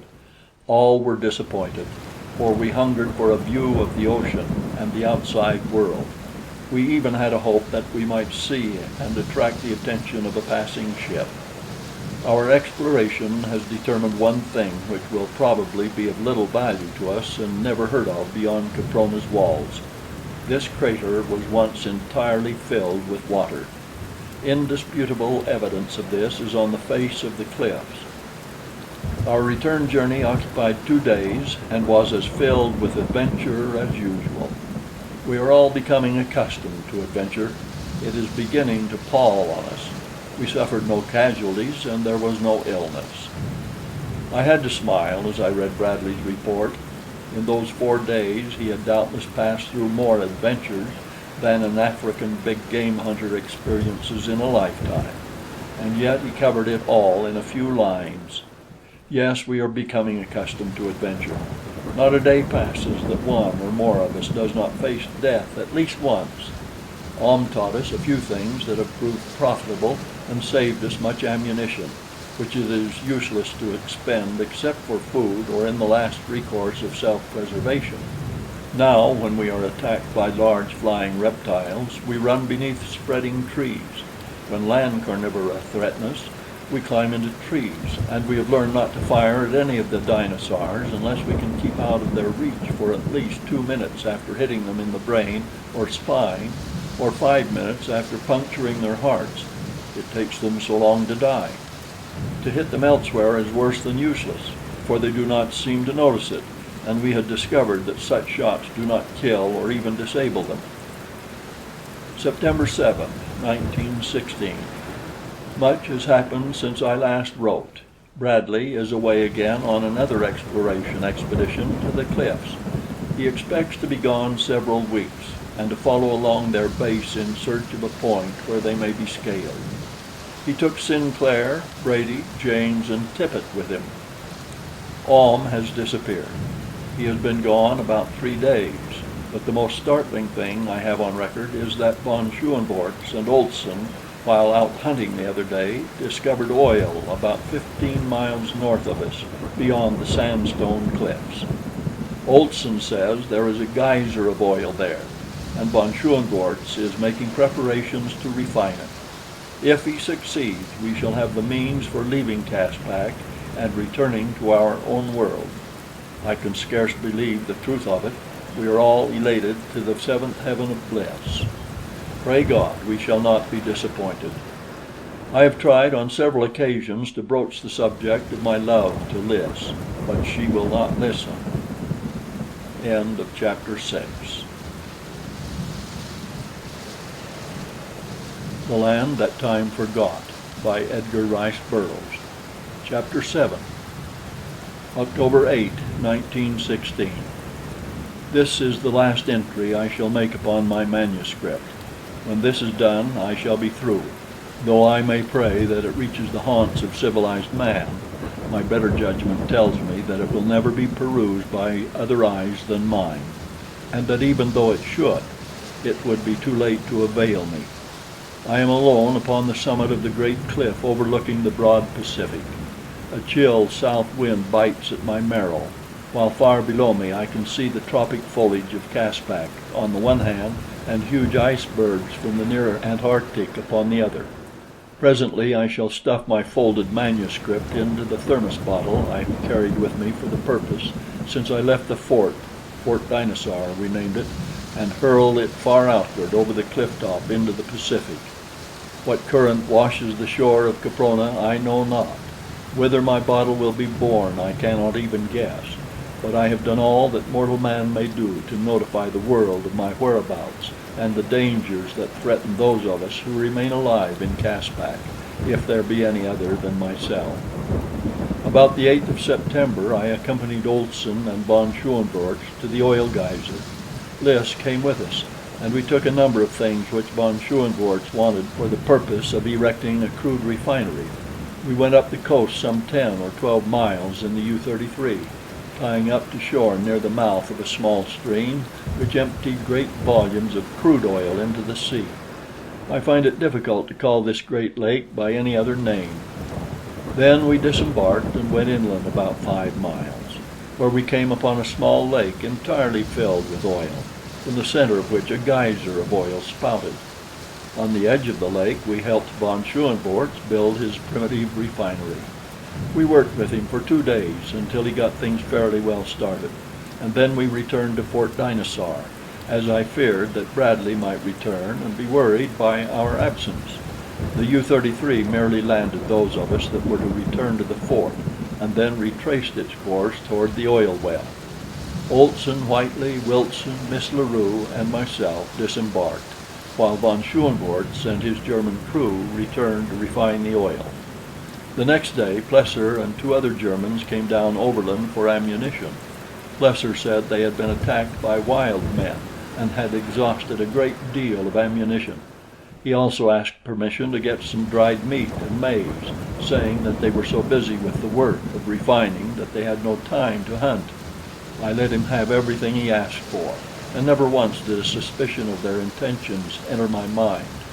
They returned to the oil well the same day, while we continued with the multitudinous duties of camp life. For 3 days nothing of moment occurred. Bradley did not return, nor did we have any word from von Schoenvorts. In the evening Lys and I went up into one of the bastion towers and listened to the grim and terrible nightlife of the frightful ages of the past. Once a saber-tooth screamed almost beneath us, and the girl shrank close against me. As I felt her body against mine, all the pent love of these 3 long months shattered the bonds of timidity and conviction, and I swept her up into my arms and covered her face and lips with kisses. She did not struggle to free herself, but instead her dear arms crept up about my neck and drew my own face even closer to hers. "You love me, Lys?" I cried. I felt her head nod an affirmative against my breast. "Tell me, Lys," I begged. "Tell me in words how much you love me." Low and sweet and tender came the answer. "I love you beyond all conception." My heart filled with rapture then, and it fills now as it has each of the countless times I have recalled those dear words, as it shall fill always until death has claimed me. I may never see her again. She may not know how I love her. She may question, she may doubt, but always true and steady and warm with the fires of love, my heart beats for the girl who said that night, "I love you beyond all conception." For a long time we sat there upon the little bench constructed for the sentry that we had not as yet thought it necessary to post in more than one of the 4 towers. We learned to know one another better in those 2 brief hours than we had in all the months that had intervened since we had been thrown together. She told me that she had loved me from the first, and that she never had loved von Schoenvorts, their engagement having been arranged by her aunt for social reasons. That was the happiest evening of my life, nor ever do I expect to experience its like. But at last, as is the way of happiness, it terminated. We descended to the compound, and I walked with Lys to the door of her quarters. There again she kissed me and bade me good night, and then she went in and closed the door. I went to my own room, and there I sat by the light of one of the crude candles we had made from the tallow of the beasts we had killed, and lived over the events of the evening. At last I turned in and fell asleep, dreaming happy dreams and planning for the future. For even in savage Caspak I was bound to make my girl safe and happy. It was daylight when I awoke. Wilson, who was acting as cook, was up and astir at his duties in the cookhouse. The others slept, But I arose and, followed by Nobs, went down to the stream for a plunge. As was our custom, I went armed with both rifle and revolver, but I stripped and had my swim without further disturbance than the approach of a large hyena, a number of which occupied caves in the sandstone cliffs north of the camp. These brutes are enormous and exceedingly ferocious. I imagine they correspond with the cave hyena of prehistoric times. This fellow charged Nobs, whose Capronian experiences had taught him that discretion is the better part of valor, with the result that he dived head foremost into the stream beside me, after giving vent to a series of ferocious growls, which had no more effect upon Hyena spelaeus than might a sweet smile upon an enraged tusker. Afterward I shot the beast, and Nobs had a feast while I dressed, for he had become quite a raw meat eater during our numerous hunting expeditions, upon which we always gave him a portion of the kill. Whitely and Olson were up and dressed when we returned, and we all sat down to a good breakfast. I could not but wonder at Liss's absence from the table, for she had always been one of the earliest risers in camp. So about 9 o'clock, becoming apprehensive lest she might be indisposed, I went to the door of her room and knocked. I received no response, though I finally pounded with all my strength. Then I turned the knob and entered, only to find that she was not there. Her bed had been occupied, and her clothing lay where she had placed it the previous night upon retiring, but Liss was gone. To say that I was distracted with terror would be to put it mildly. Though I knew she could not be in camp, I searched every square inch of the compound and all the buildings, yet without avail. It was Whitely who discovered the first clue, a huge human-like footprint in the soft earth beside the spring, and indications of a struggle in the mud. Then I found a tiny handkerchief close to the outer wall. Liss had been stolen. It was all too plain. Some hideous member of the ape-man tribe had entered the fort and carried her off. While I stood stunned and horrified at the frightful evidence before me, there came from the direction of the great lake an increasing sound that rose to the volume of a shriek. We all looked up as the noise approached, apparently just above us, and a moment later there followed a terrific explosion which hurled us to the ground. When we clambered to our feet, we saw a large section of the west wall torn and shattered. It was Olson who first recovered from his daze sufficiently to guess the explanation of the phenomenon. "A shell!" he cried. "And there ain't no shells in Caspak besides what's on the U-33. The dirty Boches are shelling the fort. Come on!" And he grasped his rifle and started on a run toward the lake. It was over 2 miles, but we did not pause until the harbor was in view, and still we could not see the lake because of the sandstone cliffs which intervened. We ran as fast as we could around the lower end of the harbor, scrambled up the cliffs, and at last stood upon their summit in full view of the lake. Far away down the coast, toward the river through which we had come to reach the lake, we saw upon the surface the outline of the U-33, black smoke vomiting from her funnel. Von Schoenvorts had succeeded in refining the oil. The cur had broken his every pledge, and was leaving us there to our fates. He had even shelled the fort as a parting compliment. Nor could anything have been more truly Prussian than this leave-taking of the Baron Friedrich von Schoenvorts. Olson, Whitely, Wilson, and I stood for a moment, looking at one another.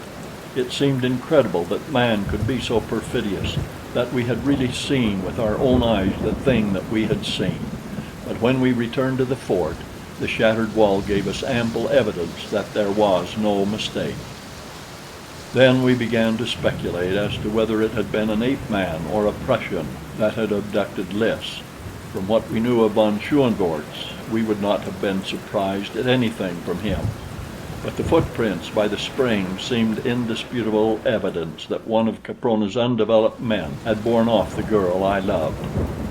As soon as I had assured myself that such was the case, I made my preparations to follow and rescue her. Olson, Whitely, and Wilson each wished to accompany me, but I told them that they were needed here, since with Bradley's party still absent, and the Germans gone, it was necessary that we conserve our force as far as might be possible. End of chapter 7. The Land That Time Forgot by Edgar Rice Burroughs. Chapter 8. It was a sad leave-taking, as in silence I shook hands with each of the 3 remaining men. Even poor Nobbs appeared dejected as we quit the compound and set out upon the well-marked spoor of the abductor. Not once did I turn my eyes backward toward Fort Dinosaur. I have not looked upon it since, nor in all likelihood shall I ever look upon it again. The trail led northwest until it reached the western end of the sandstone cliffs to the north of the fort. There it ran into a well-defined path which wound northward into a country we had not as yet explored.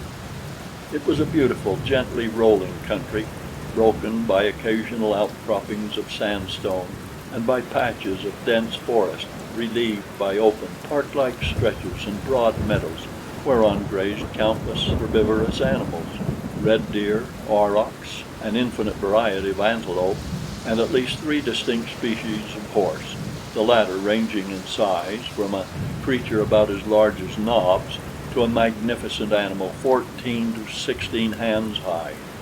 These creatures fed together in perfect amity, nor did they show any great indications of terror when Nobbs and I approached. They moved out of our way and kept their eyes upon us until we had passed, and then they resumed their feeding. The path led straight across the clearing into another forest, lying upon the verge of which I saw a bit of white. It appeared to stand out in marked contrast and incongruity to all its surroundings, and when I stopped to examine it, I found that it was a small strip of muslin, part of the hem of a garment. At once I was all excitement, for I knew that it was a sign left by Lys that she had been carried this way. It was a tiny bit torn from the hem of the undergarment that she wore in lieu of the night robe she had lost with the sinking of the liner. Crushing the bit of fabric to my lips, I pressed on even more rapidly than before, because I now knew that I was upon the right trail, and that up to this point at least, Lys still had lived. I made over 20 miles that day, for I was now hardened to fatigue and accustomed to long hikes, having spent considerable time hunting and exploring in the immediate vicinity of camp. A dozen times that day was my life threatened by fearsome creatures of the earth or sky, though I could not but note that the farther north I traveled, the fewer were the great dinosaurs, though they still persisted in lesser numbers. On the other hand, the quantity of ruminants and the variety and frequency of carnivorous animals increased. Each square mile of Caspak harbored its terrors. At intervals along the way, I found bits of muslin, and often they reassured me when otherwise I should have been doubtful of the trail to take where 2 crossed, or where there were forks, as occurred at several points. And so, as night was drawing on, I came to the southern end of a line of cliffs loftier than any I had seen before, and as I approached them, there was wafted to my nostrils the pungent aroma of wood smoke. What could it mean? There could, to my mind, be but a single solution. Man abided close by, a higher order of man than we had as yet seen, other than Ahm, the Neanderthal man. I wondered again, as I had so many times that day, if it had not been Ahm who stole Lys. Cautiously I approached the flank of the cliffs, where they terminated in an abrupt escarpment, as though some all-powerful hand had broken off a great section of rock and set it upon the surface of the earth. It was now quite dark, and as I crept around the edge of the cliff, I saw, at a little distance, a great fire around which were many figures, apparently human figures. Cautioning Nobbs to silence, and he had learned many lessons in the value of obedience since we had entered Caspak, I slunk forward, taking advantage of whatever cover I could find, until from behind a bush I could distinctly see the creatures assembled by the fire. They were human, and yet not human. I should say that they were a little higher in the scale of evolution than Ahm, possibly occupying a place of evolution between that of the Neanderthal man and what is known as the Grimaldi race. Their features were distinctly negroid, though their skins were white. A considerable portion of both torso and limbs were covered with short hair, and their physical proportions were in many aspects ape-like, though not so much so as were Ahm's. They carried themselves in a more erect position, although their arms were considerably longer than those of the Neanderthal man. As I watched them, I saw that they possessed a language, that they had knowledge of fire, and that they carried besides the wooden club of Ahm a thing which resembled a crude stone hatchet. Evidently they were very low in the scale of humanity, but they were a step upward from those I had previously seen in Caspak. But what interested me most was the slender figure of a dainty girl, clad only in a thin bit of muslin which scarce covered her knees, a bit of muslin torn and ragged about the lower hem. It was Lys, and she was alive, and so far as I could see, unharmed. A huge brute with thick lips and prognathous jaws stood at her shoulder. He was talking loudly and gesticulating wildly. I was close enough to hear his words, which were similar to the language of Ahm, though much fuller, for there were many words I could not understand. However, I caught the gist of what he was saying, which in effect was that he had found and captured this Galu, that she was his, and that he defied anyone to question his right of possession. It appeared to me, as I afterward learned was the fact, that I was witnessing the most primitive of marriage ceremonies. The assembled members of the tribe looked on and listened in a sort of dull and perfunctory apathy, for the speaker was by far the mightiest of the clan. There seemed no one to dispute his claims when he said, or rather shouted, in stentorian tones, "I am Tsa. This is my she. Who wishes her more than Tsa?" "I do," I said in the language of Ahm, and I stepped out into the firelight before them. Lys gave a little cry of joy and started toward me, but Tsa grasped her arm and dragged her back. "Who are you?" shrieked Tsa. "I kill, I kill, I kill!" "The she is mine," I replied, "and I have come to claim her. I kill if you do not let her come to me." And I raised my pistol to a level with his heart. Of course the creature had no conception of the purpose of the strange little implement which I was poking toward him.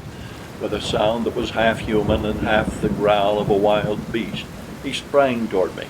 I aimed at his heart and fired, and as he sprawled headlong to the ground, the others of his tribe, overcome by fright at the report of the pistol, scattered toward the cliffs, while Lys with outstretched arms ran toward me. As I crushed her to me, there rose from the black night behind us, and then to our right and to our left, a series of frightful screams and shrieks, bellowings, roars, and growls. It was the night life of this jungle world coming into its own, the huge carnivorous nocturnal beasts which make the nights of Caspak hideous. A shuddering sob ran through Lys's figure. "Oh God," she cried, "give me the strength to endure for his sake." I saw that she was upon the verge of a breakdown after all that she must have passed through of fear and horror that day, and I tried to quiet and reassure her as best I might. But even to me the future looked most unpromising, for what chance of life had we against the frightful hunters of the night who even now were prowling closer to us? Now I turned to see what had become of the tribe, and in the fitful glare of the fire I perceived that the face of the cliff was pitted with large holes into which the man-things were clambering. "Come," I said to Lys, "we must follow them. We cannot last a half hour out here. We must find a cave." Already we could see the blazing green eyes of the hungry carnivora. I seized a brand from the fire and hurled it out into the night, and there came back an answering chorus of savage and rageful protest. But the eyes vanished for a short time. Selecting a burning branch for each of us, we advanced toward the cliffs, where we were met by angry threats. "They will kill us," said Lys. "We may as well keep on in search of another refuge." "They will not kill us so surely as will those others out there," I replied. "I'm going to seek shelter in one of these caves, nor will the man-things prevent." And I kept on in the direction of the cliff's base. A huge creature stood upon a ledge and brandished his stone hatchet. "Come, and I will kill you and take the she," he boasted. "You saw how Tsa fared when he would have kept my she," I replied in his own tongue. Thus will you fare, and all your fellows, if you do not permit us to come in peace among you out of the dangers of the night." "Go north!" he screamed. "Go north among the Galus, and we will not harm you. Some day will we be Galus, but now we are not. You do not belong among us. Go away, or we will kill you. The she may remain if she is afraid, and we will keep her, but the he must depart." "The he won't depart," I replied, and approached still nearer. Rough and narrow ledges formed by nature gave access to the upper caves. A man might scale them if unhampered and unhindered, but to clamber upward in the face of a belligerent tribe of half-men, and with a girl to assist, was beyond my capability. "I do not fear you," screamed the creature. "You were close to Sta, but I am far above you. You cannot harm me as you harmed Sa. Go away!" I placed a foot upon the lowest ledge and clambered upward, reaching down and pulling Lys to my side. Already I felt safer. Soon we would be out of danger of the beasts again closing in upon us. The man above us raised his stone hatchet above his head and leaped lightly down to meet us. His position above me gave him a great advantage, or at least so he probably thought, for he came with every show of confidence. I hated to do it, but there seemed no other way, and so I shot him down as I had shot down Sa. "You see," I cried to his fellows, "that I can kill you wherever you may be. A long way off I can kill you as well as I can kill you nearby. Let us come among you in peace. I will not harm you if you do not harm us. We will take a cave high up. Speak!" "Come then," said one. "If you will not harm us, you may come. Take Sa's hole, which lies above you." The creature showed us the mouth of a black cave, but he kept at a distance while he did it, and Lys followed me as I crawled in to explore. I had matches with me, and in the light of one I found a small cavern with a flat roof and floor which followed the cleavage of the strata. Pieces of the roof had fallen at some long distant date, as was evidenced by the depth of the filth and rubble in which they were embedded. Even a superficial examination revealed the fact that nothing had ever been attempted that might have improved the livability of the cavern, nor should I judge had it ever been cleaned out. With considerable difficulty I loosened some of the larger pieces of broken rock which littered the floor, and placed them as a barrier before the doorway. It was too dark to do more than this. I then gave Lys a piece of dried meat, and sitting inside the entrance, we dined as must have some of our ancient forebears at the dawning of the age of man, while far below, the open diapason of the savage night rose weird and horrifying to our ears.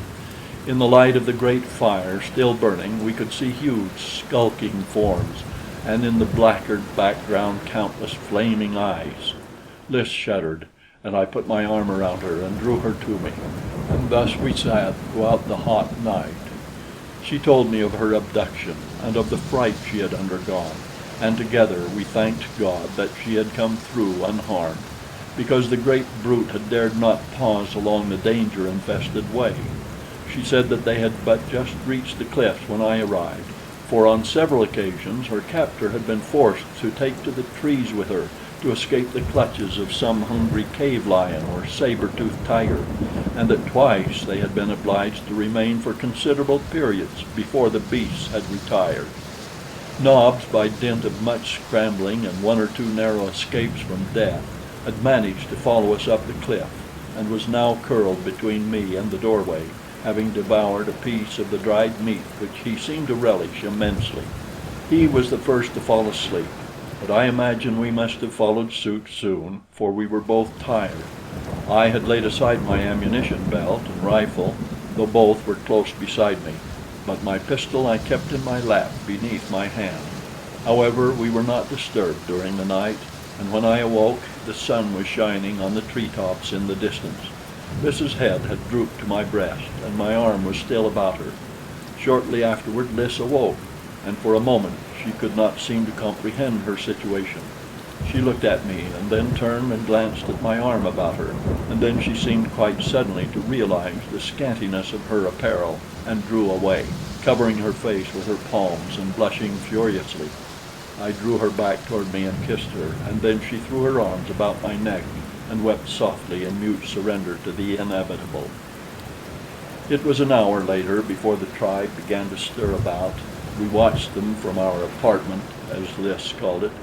Neither men nor women wore any sort of clothing or ornaments, and they all seemed to be about of an age, nor were there any babies or children among them.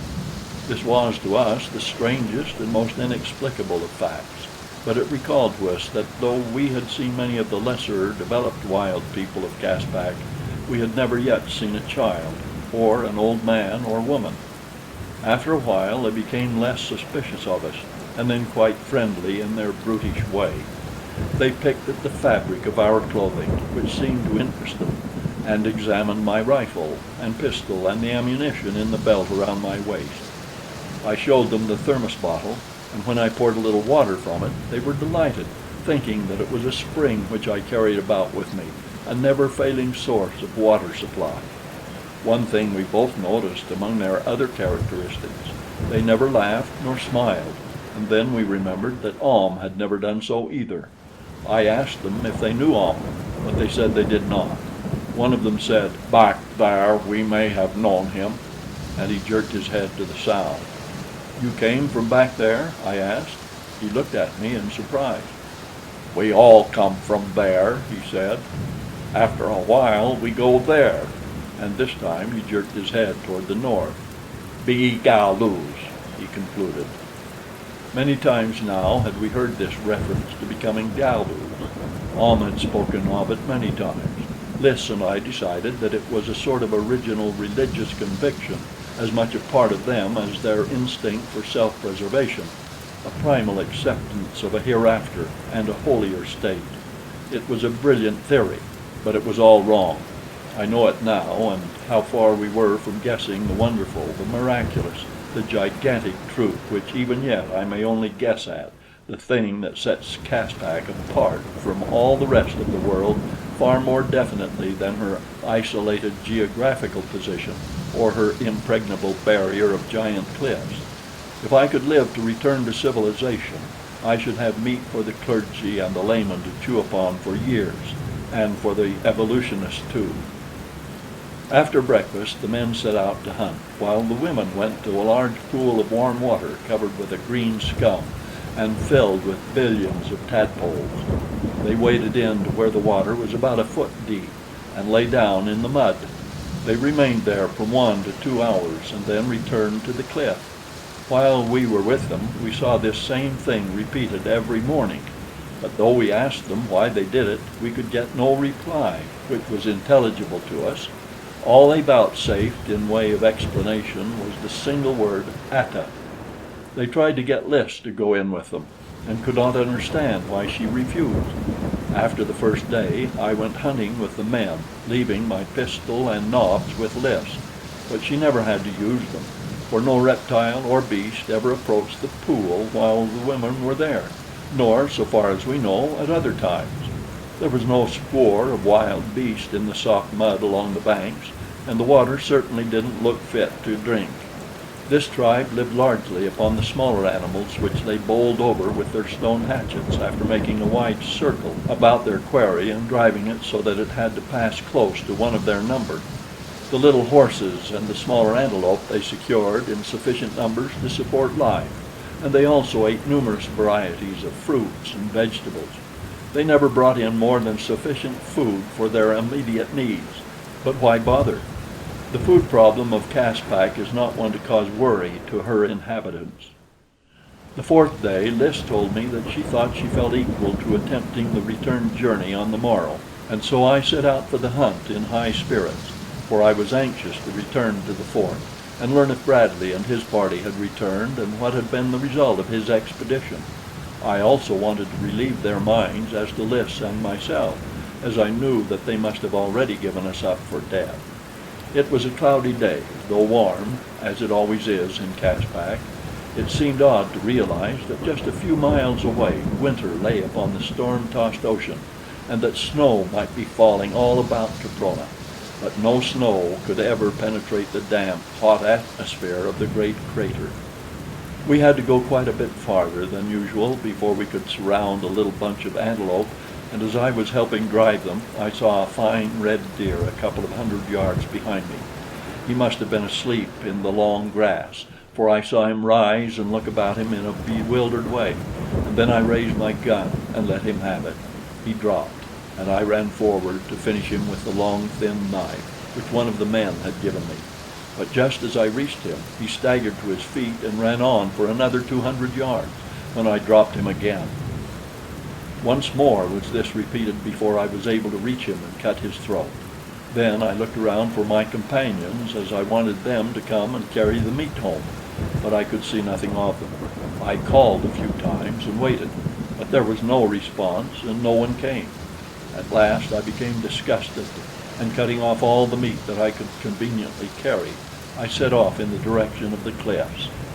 I must have gone about a mile before the truth dawned upon me. I was lost, hopelessly lost. The entire sky was still completely blotted out by dense clouds, nor was there any landmark visible by which I might have taken my bearings. I went on in the direction I thought was south, but which I now imagine must have been about due north, without detecting a single familiar object. In a dense wood I suddenly stumbled upon a thing which at first filled me with hope, and later with the most utter despair and dejection. It was a little mound of new-turned earth, sprinkled with flowers long since withered, and at one end was a flat slab of sandstone stuck in the ground. It was a grave, and it meant for me that I had at last stumbled into a country inhabited by human beings. I would find them. They would direct me to the cliffs. Perhaps they would accompany me and take us back with them to their abodes, to the abodes of men and women like ourselves. My hopes and my imagination ran riot in the few yards I had to cover to reach that lonely grave and stoop that I might read the rude characters scratched upon the simple headstone. This is what I read: "Here lies John Tippet, Englishman, killed by Tyrannosaurus, 10 September, A.D. 1960. R.I.P." Tippet! It seemed incredible. Tippet lying here in this gloomy wood. Tippet dead. He had been a good man, but the personal loss was not what affected me. It was the fact that this silent grave gave evidence that Bradley had come this far upon his expedition, and that he too probably was lost, for it was not our intention that he should be long gone. If I had stumbled upon the grave of one of the party, was it not within reason to believe that the bones of the others lay scattered somewhere near? End of chapter 8. The Land That Time Forgot, by Edgar Rice Burroughs. Chapter 9. As I stood looking down upon that sad and lonely mound, wrapped in the most dismal of reflections and premonitions, I was suddenly seized from behind and thrown to earth. As I fell, a warm body fell on top of me, and hands grasped my arms and legs. When I could look up, I saw a number of giant fingers pinioning me down, while others stood about surveying me. Here again was a new type of man, a higher type than the primitive tribe I had just quitted. They were a taller people too, with better-shaped skulls and more intelligent faces. There were less of the ape characteristics about their features, and less of the negroid too. They carried weapons, stone-shod spears, stone knives, and hatchets, and they wore ornaments and breech-cloths, the former of feathers worn in their hair, and the latter made of a single snakeskin, cured with the head on, the head depending to their knees. Of course I did not take in all these details upon the instant of my capture, for I was busy with other matters. 3 of the warriors were sitting upon me, trying to hold me down by main strength and awkwardness, and they were having their hands full in the doing, I can tell you. I don't like to appear conceited, but I may as well admit that I am proud of my strength and the science that I have acquired and developed in the directing of it. That and my horsemanship I always have been proud of.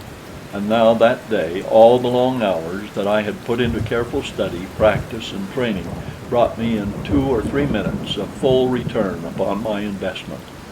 Californians, as a rule, are familiar with jiu-jitsu, and I especially had made a study of it for several years, both at school and in the gym of the Los Angeles Athletic Club, while recently I had had in my employ a Japanese who was a wonder at the art. It took me just about 30 seconds to break the elbow of one of my assailants, trip another, and send him stumbling backward among his fellows, and throw the third completely over my head in such a way that when he fell, his neck was broken. In the instant that the others of the party stood in mute and inactive surprise, I unslung my rifle, which carelessly I had been carrying across my back, and when they charged, as I felt they would, I put a bullet in the forehead of one of them. This stopped them all, temporarily, not the death of their fellow, but the report of the rifle, the first they had ever heard.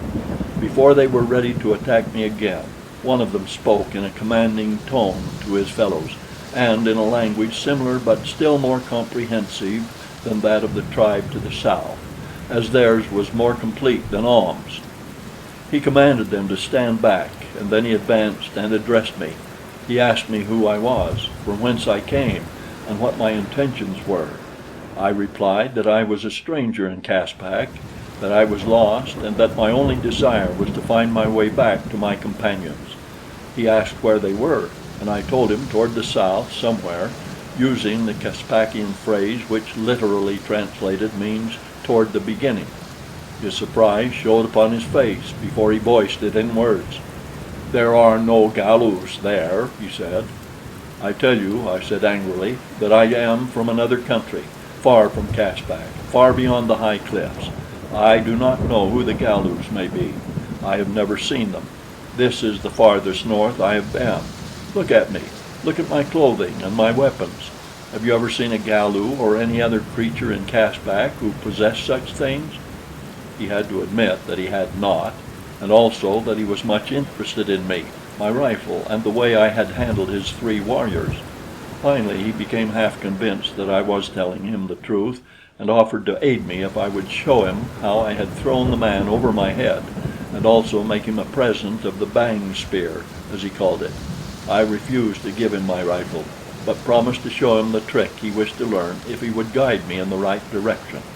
He told me that he would do so tomorrow, that it was too late today, and that I might come to their village and spend the night with them. I was loath to lose so much time, but the fellow was obdurate, and so I accompanied them. The 2 dead men they left where they had fallen, nor gave them a second glance. Thus cheap is life upon Caspak. These people also were cave dwellers, but their cave showed the result of a higher intelligence that brought them a step nearer to civilized man than the tribe next toward the beginning. The interiors of their caverns were cleared of rubbish, though still far from clean, and they had pallets of dried grasses covered with the skins of leopard, lynx, and bear, while before the entrances were barriers of stone and small rudely circular stone ovens. The walls of the cavern to which I was conducted were covered with drawings scratched upon the sandstone. There were the outlines of the giant red deer, of mammoths, of tigers, and other beasts. Here, as in the last tribe, there were no children or any old people. The men of this tribe had 2 names, or rather names of 2 syllables, and their language contained words of 2 syllables, whereas in the tribe of Psa the words were all of a single syllable, with the exception of a very few like Attis and Galus. The chief's name was Tojo, and his household consisted of 7 females and himself. These women were much more comely, or rather less hideous, than those of Sta's people. One of them, even, was almost pretty, being less hairy and having a rather nice skin, with high coloring. They were all much interested in me, and examined my clothing and equipment carefully, handling and feeling and smelling of each article. I learned from them that their people were known as Bandlu, or spearmen. Sta's race was called Stolu, hatchet men. Below these in the scale of evolution came the Bolu, or club men, and then the Alus, who had no weapons and no language. In that word I recognized what to me seemed the most remarkable discovery I had made upon Caprona, for unless it were mere coincidence, I had come upon a word that had been handed down from the beginning of spoken language upon earth, had been handed down for millions of years, perhaps, with little change. It was the sole remaining thread of the ancient woof of a dawning culture which had been woven when Caprona was a fiery mount upon a great land mass teeming with life. It linked the unfathomable then to the eternal now, and yet it may have been pure coincidence. My better judgment tells me that it is coincidence that in Caspak the term for speechless man is Alus, and in the outer world of our own day it is Alalus.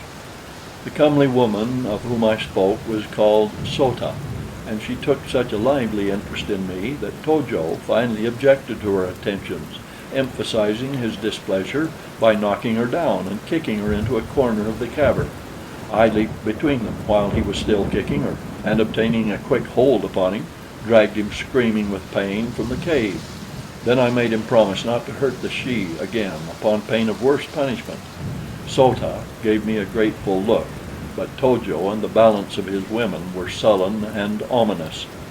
Later in the evening, Sota confided to me that she was soon to leave the tribe. "Sota soon to be Kro-Lu," she confided in a low whisper. I asked her what a Kro-Lu might be, and she tried to explain, but I do not yet know if I understood her. From her gestures I deduced that the Kro-Lus were a people who were armed with bows and arrows, had vessels in which to cook their food, and huts of some sort in which they lived, and were accompanied by animals. It was all very fragmentary and vague, but the idea seemed to be that the Kro-Lus were a more advanced people than the Band-Lus. I pondered a long time upon all that I had heard, before sleep came to me. I tried to find some connection between these various races that would explain the universal hope which each of them harbored that someday they would become Galus. Sota had given me a suggestion, but the resulting idea was so weird that I could scarce even entertain it. Yet it coincided with Ahm's expressed hope, with the various steps in evolution I had noted in the several tribes I had encountered, and with the range of type represented in each tribe. For example, among the Band-Lu were such types as Sota, who seemed to me to be the highest in the scale of evolution, and Tojo, who was just a shade nearer the ape, while there were others who had flatter noses, more prognathous faces, and hairier bodies. The question puzzled me. Possibly in the outer world the answer to it is locked in the bosom of the Sphinx. Who knows? I do not. Thinking the thoughts of a lunatic or a dope fiend, I fell asleep, and when I awoke my hands and feet were securely tied, and my weapons had been taken from me. How they did it without awakening me I cannot tell you. It was humiliating, but it was true. Tojo stood above me. The early light of morning was dimly filtering into the cave. "Tell me," he demanded, "how to throw a man over my head and break his neck, for I am going to kill you, and I wish to know this thing before you die." Of all the ingenuous declarations I have ever heard, this one caught the proverbial bun. It struck me as so funny that even in the face of death I laughed. Death, I may remark here, had however lost much of his terror for me. I had become a disciple of Lys's fleeting philosophy of the valuelessness of human life. I realized that she was quite right, that we were but comic figures hopping from the cradle to the grave, of interest to practically no other created thing than ourselves and our few intimates. Behind Tojo stood Sota. She raised one hand with the palm toward me, the Caspakian equivalent of a negative shake of the head. "Let me think about it," I parried, and Tojo said that he would wait until night. He would give me a day to think it over. Then he left, and the women left, the men for the hunt, and the women, as I later learned from Sota, for the warm pool where they immersed their bodies as did the shes of the Sto lu. "Ata," explained Sota, and I questioned her as to the purpose of this matutinal rite, but that was later. I must have lain there bound and uncomfortable for 2 or 3 hours, when at last Sota entered the cave. She carried a sharp knife, mine, in fact, and with it she cut my bonds. "Come," she said, "Sota will go with you back to the Galus. It is time that Sota left the Band-Lu. Together we will go to the Kro-Lu, and after that the Galus. Tojo will kill you tonight. He will kill Sota if he knows that Sota aided you. We will go together." "I will go with you to Kro-Lu," I replied, "but then I must return to my own people, toward the beginning." "You cannot go back," she said. "It is forbidden. They would kill you. Thus far have you come. There is no returning." "But I must return," I insisted. "My people are there. I must return and lead them in this direction." She insisted, and I insisted, but at last we compromised. I was to escort her as far as the country of the Kro-Lu, and then I was to go back after my own people and lead them north into a land where the dangers were fewer and the people less murderous. She brought me all my belongings that had been filched from me: rifle, ammunition, knife, and thermos bottle, and then hand in hand we descended the cliff and set off toward the north. For 3 days we continued upon our way, until we arrived outside a village of thatched huts just at dusk. Sota said that she would enter alone. I must not be seen if I did not intend to remain, as it was forbidden that one should return and live after having advanced this far. So she left me. She was a dear girl and a staunch and true comrade, more like a man than a woman. In her simple barbaric way she was both refined and chaste. She had been the wife of To-jo. Among the Kro-Lu she would find another mate after the manner of the strange Caspakian world, but she told me very frankly that whenever I returned she would leave her mate and come to me, as she preferred me above all others. I was becoming a ladies' man after a lifetime of bashfulness. At the outskirts of the village I left her without even seeing the sort of people who inhabited it, and set off through the growing darkness toward the south. On the 3rd day I made a detour westward to avoid the country of the Band lu, as I did not care to be detained by a meeting with To-jo. On the 6th day I came to the cliffs of the Sto-lu, and my heart beat fast as I approached them, for here was Lys. Soon I would hold her tight in my arms again. Soon her warm lips would merge with mine. I felt sure that she was still safe among the Hatchet people, and I was already picturing the joy and the love light in her eyes when she should see me once more as I emerged from the last clump of trees and almost ran toward the cliffs. It was late in the morning. The women must have returned from the pool.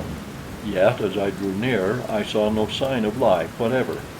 They have remained longer, I thought, but when I was quite close to the base of the cliffs I saw that which dashed my hopes and my happiness to earth. Strewn along the ground were a score of mute and horrible suggestions of what had taken place during my absence: bones picked clean of flesh, the bones of man-like creatures, the bones of many of the tribe of Sto-lu.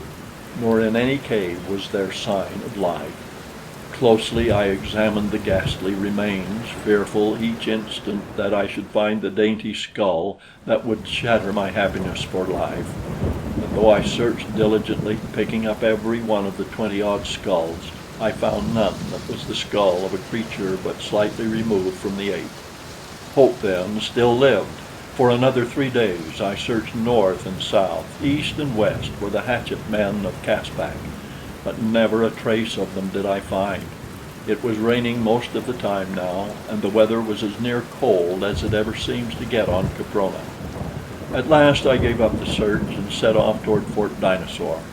For a week filled with the terrors and dangers of a primeval world, I pushed on in the direction I thought was south. The sun never shone, the rain scarcely ever ceased falling. The beasts I met with were fewer in number, but infinitely more terrible in temper. Yet I lived on until there came to me the realization that I was hopelessly lost, that a year of sunshine would not again give me my bearings, and while I was cast down by this terrifying knowledge, the knowledge that I never again could find Lys, I stumbled upon another grave, the grave of William James, with its little crude headstone and its scrawled characters recording that he had died upon the 13th of September, killed by a saber-toothed tiger. I think that I almost gave up then. Never in my life have I felt more hopeless or helpless or alone. I was lost. I could not find my friends. I did not even know that they still lived. In fact, I could not bring myself to believe that they did. I was sure that Lys was dead. I wanted myself to die, and yet I clung to life. useless and hopeless and harrowing a thing as it had become. I clung to life because some ancient reptilian forebear had clung to life and transmitted to me through the ages the most powerful motive that guided his minute brain, the motive of self-preservation. At last I came to the Great Barrier Cliffs, and after 3 days of mad effort, of maniacal effort, I scaled them. I built crude ladders, I wedged sticks in narrow fissures, I chopped toe holds and finger holds with my long knife, but at last I scaled them. Near the summit I came upon a huge cavern. It is the abode of some mighty winged creature of the Triassic, or rather it was. Now it is mine. I slew the thing and took its abode. I reached the summit and looked out upon the broad, gray, terrible Pacific of the far southern winter. It was cold up there. It is cold here today. Yet here I sit watching, watching, watching for the thing I know will never come, for a sail. End of chapter 9. The Land That Time Forgot by Edgar Rice Burroughs. Chapter 10. Once a day I descend to the base of the cliff and hunt, and fill my stomach with water from a clear, cold spring. I have 3 gourds which I fill with water and take back to my cave against the long nights. I have fashioned a spear and a bow and arrow, that I may conserve my ammunition, which is running low. My clothes are worn to shreds. Tomorrow I shall discard them for leopard skins which I have tanned and sewn into a garment strong and warm. It is cold up here. I have a fire burning, and I sit bent over it while I write, but I am safe here. No other living creature ventures to the chill summit of the barrier cliffs. I am safe, and I am alone with my sorrows and my remembered joys, but without hope. It is said that hope springs eternal in the human breast, but there is none in mine. I am about done. Presently I shall fold these pages and push them into my thermos bottle. I shall cork it and screw the cap tight, and then I shall hurl it as far out into the sea as my strength will permit. The wind is offshore, the tide is running out. Perhaps it will be carried into one of those numerous ocean currents which sweep perpetually from pole to pole and from continent to continent, to be deposited at last upon some inhabited shore. If fate is kind and this does happen, then for God's sake come and get me. It was a week ago that I wrote the preceding paragraph, which I thought would end the written record of my life upon Caprona. I had paused to put a new point on my quill and stir the crude ink which I made by crushing a black variety of berry and mixing it with water, before attaching my signature, when faintly from the valley far below came an unmistakable sound which brought me to my feet, trembling with excitement, to peer eagerly downward from my dizzy ledge. How full of meaning that sound was to me you may guess when I tell you that it was the report of a firearm. For a moment my gaze traversed the landscape beneath until it was caught and held by 4 figures near the base of the cliff. A human figure held at bay by 3 hyenodons, those ferocious and bloodthirsty wild dogs of the Eocene. A 4th beast lay dead or dying nearby. I couldn't be sure, looking down from above as I was, but yet I trembled like a leaf in the intuitive belief that it was Lys, and my judgment served to confirm my wild desire, for whoever it was carried only a pistol, and thus had Lys been armed. The first wave of sudden joy which surged through me was short-lived in the face of the swift following conviction that the one who fought below was already doomed. Luck, and only luck it must have been, which had permitted that first shot to lay low one of the savage creatures, for even such a heavy weapon as my pistol is entirely inadequate against even the lesser carnivora of Caspak. In a moment the 3 would charge. A futile shot would but tend more greatly to enrage the one it chanced to hit, and then the 3 would drag down the little human figure and tear it to pieces. And maybe it was Lys. My heart stood still at the thought, but mind and muscle responded to the quick decision I was forced to make. There was but a single hope, a single chance, and I took it. I raised my rifle to my shoulder and took careful aim. It was a long shot, a dangerous shot, for unless one is accustomed to it, shooting from a considerable altitude is most deceptive work. There is, though, something about marksmanship which is quite beyond all scientific laws.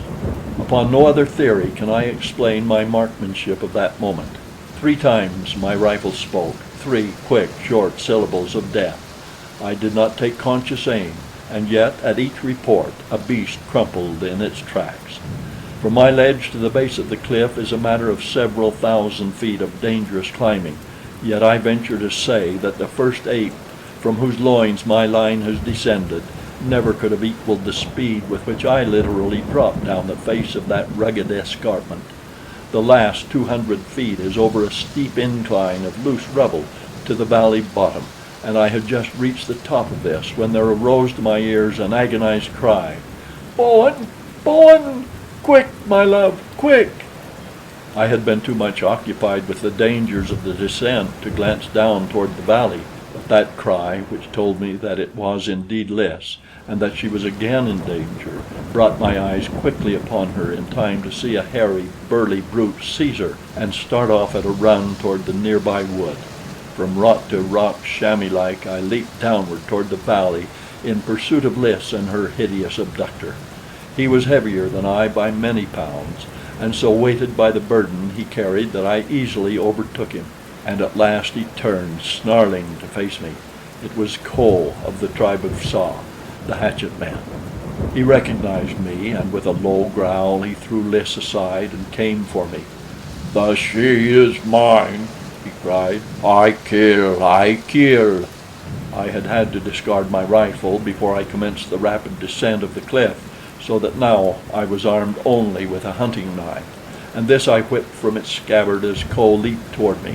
He was a mighty beast, mightily muscled, and the urge that has made males fight since the dawn of life on earth filled him with the bloodlust and the thirst to slay, but not one whit less did it fill me with the same primal passions.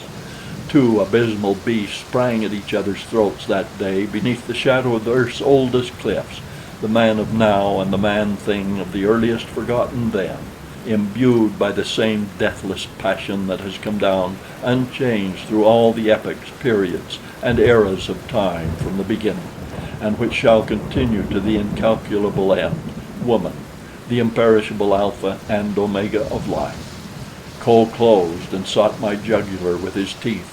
He seemed to forget the hatchet dangling by its aurochs hide thong at his hip, as I forgot, for the moment, the dagger in my hand, and I doubt not but that Ko would easily have bested me in an encounter of that sort had not Lys's voice awakened within my momentarily reverted brain the skill and cunning of reasoning man. "Bowen!" she cried. "Your knife! Your knife!" It was enough. It recalled me from the forgotten eon to which my brain had flown, and left me once again a modern man battling with a clumsy, unskilled brute. No longer did my jaws snap at the hairy throat before me, but instead my knife sought and found a space between 2 ribs over the savage heart. Ko voiced a single horrid scream, stiffened spasmodically, and sank to the earth. And Lys threw herself into my arms. All the fears and sorrows of the past were wiped away, and once again I was the happiest of men. With some misgivings, I shortly afterward cast my eyes upward toward the precarious ledge which ran before my cave, for it seemed to me quite beyond all reason to expect a dainty modern belle to essay the perils of that frightful climb. I asked her if she thought she could brave the ascent, and she laughed gaily in my face. "Watch!" she cried, and ran eagerly toward the base of the cliff. Like a squirrel she clambered swiftly aloft, so that I was forced to exert myself to keep pace with her. At first she frightened me, but presently I was aware that she was quite as safe here as was I. When we finally came to my ledge, and I again held her in my arms, she recalled to my mind that for several weeks she had been living the life of a cave girl with the tribe of hatchet men. They had been driven from their former caves by another tribe which had slain many and carried off quite half the females, and the new cliffs to which they had flown had proven far higher and more precipitous, so that she had become, through necessity, a most practiced climber. She told me of Ko's desire for her, since all his females had been stolen, and of how her life had been a constant nightmare of terror as she sought by night and by day to elude the great brute. For a time Nobs had been all the protection she required, but one day he disappeared, nor has she seen him since. She believes that he was deliberately made away with, and so do I, for we both are sure that he never would have deserted her. With her means of protection gone, Lys was now at the mercy of the hatchet man, nor was it many hours before he had caught her at the base of the cliff and seized her. But as he bore her triumphantly aloft toward his cave, she had managed to break loose and escape him.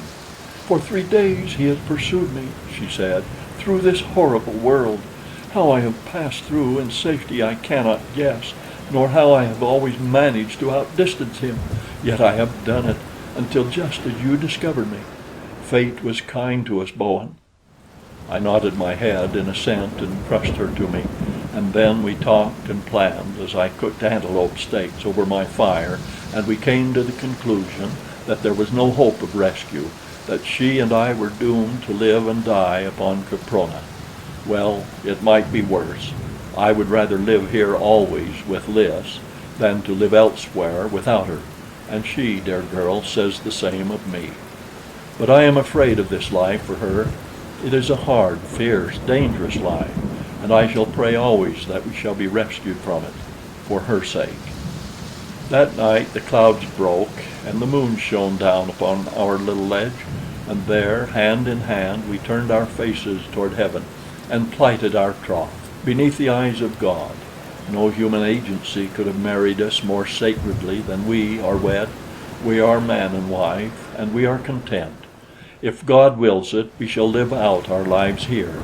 If he wills otherwise, then this manuscript, which I shall now consign to the inscrutable forces of the sea, shall fall into friendly hands. However, we are each without hope, and so we say goodbye in this, our last message to the world beyond the barrier cliffs. Signed, Bowen J. Tyler, Jr., Lys LaRue Tyler. End of Chapter 10. End of The Land That Time Forgot by Edgar Rice Burroughs.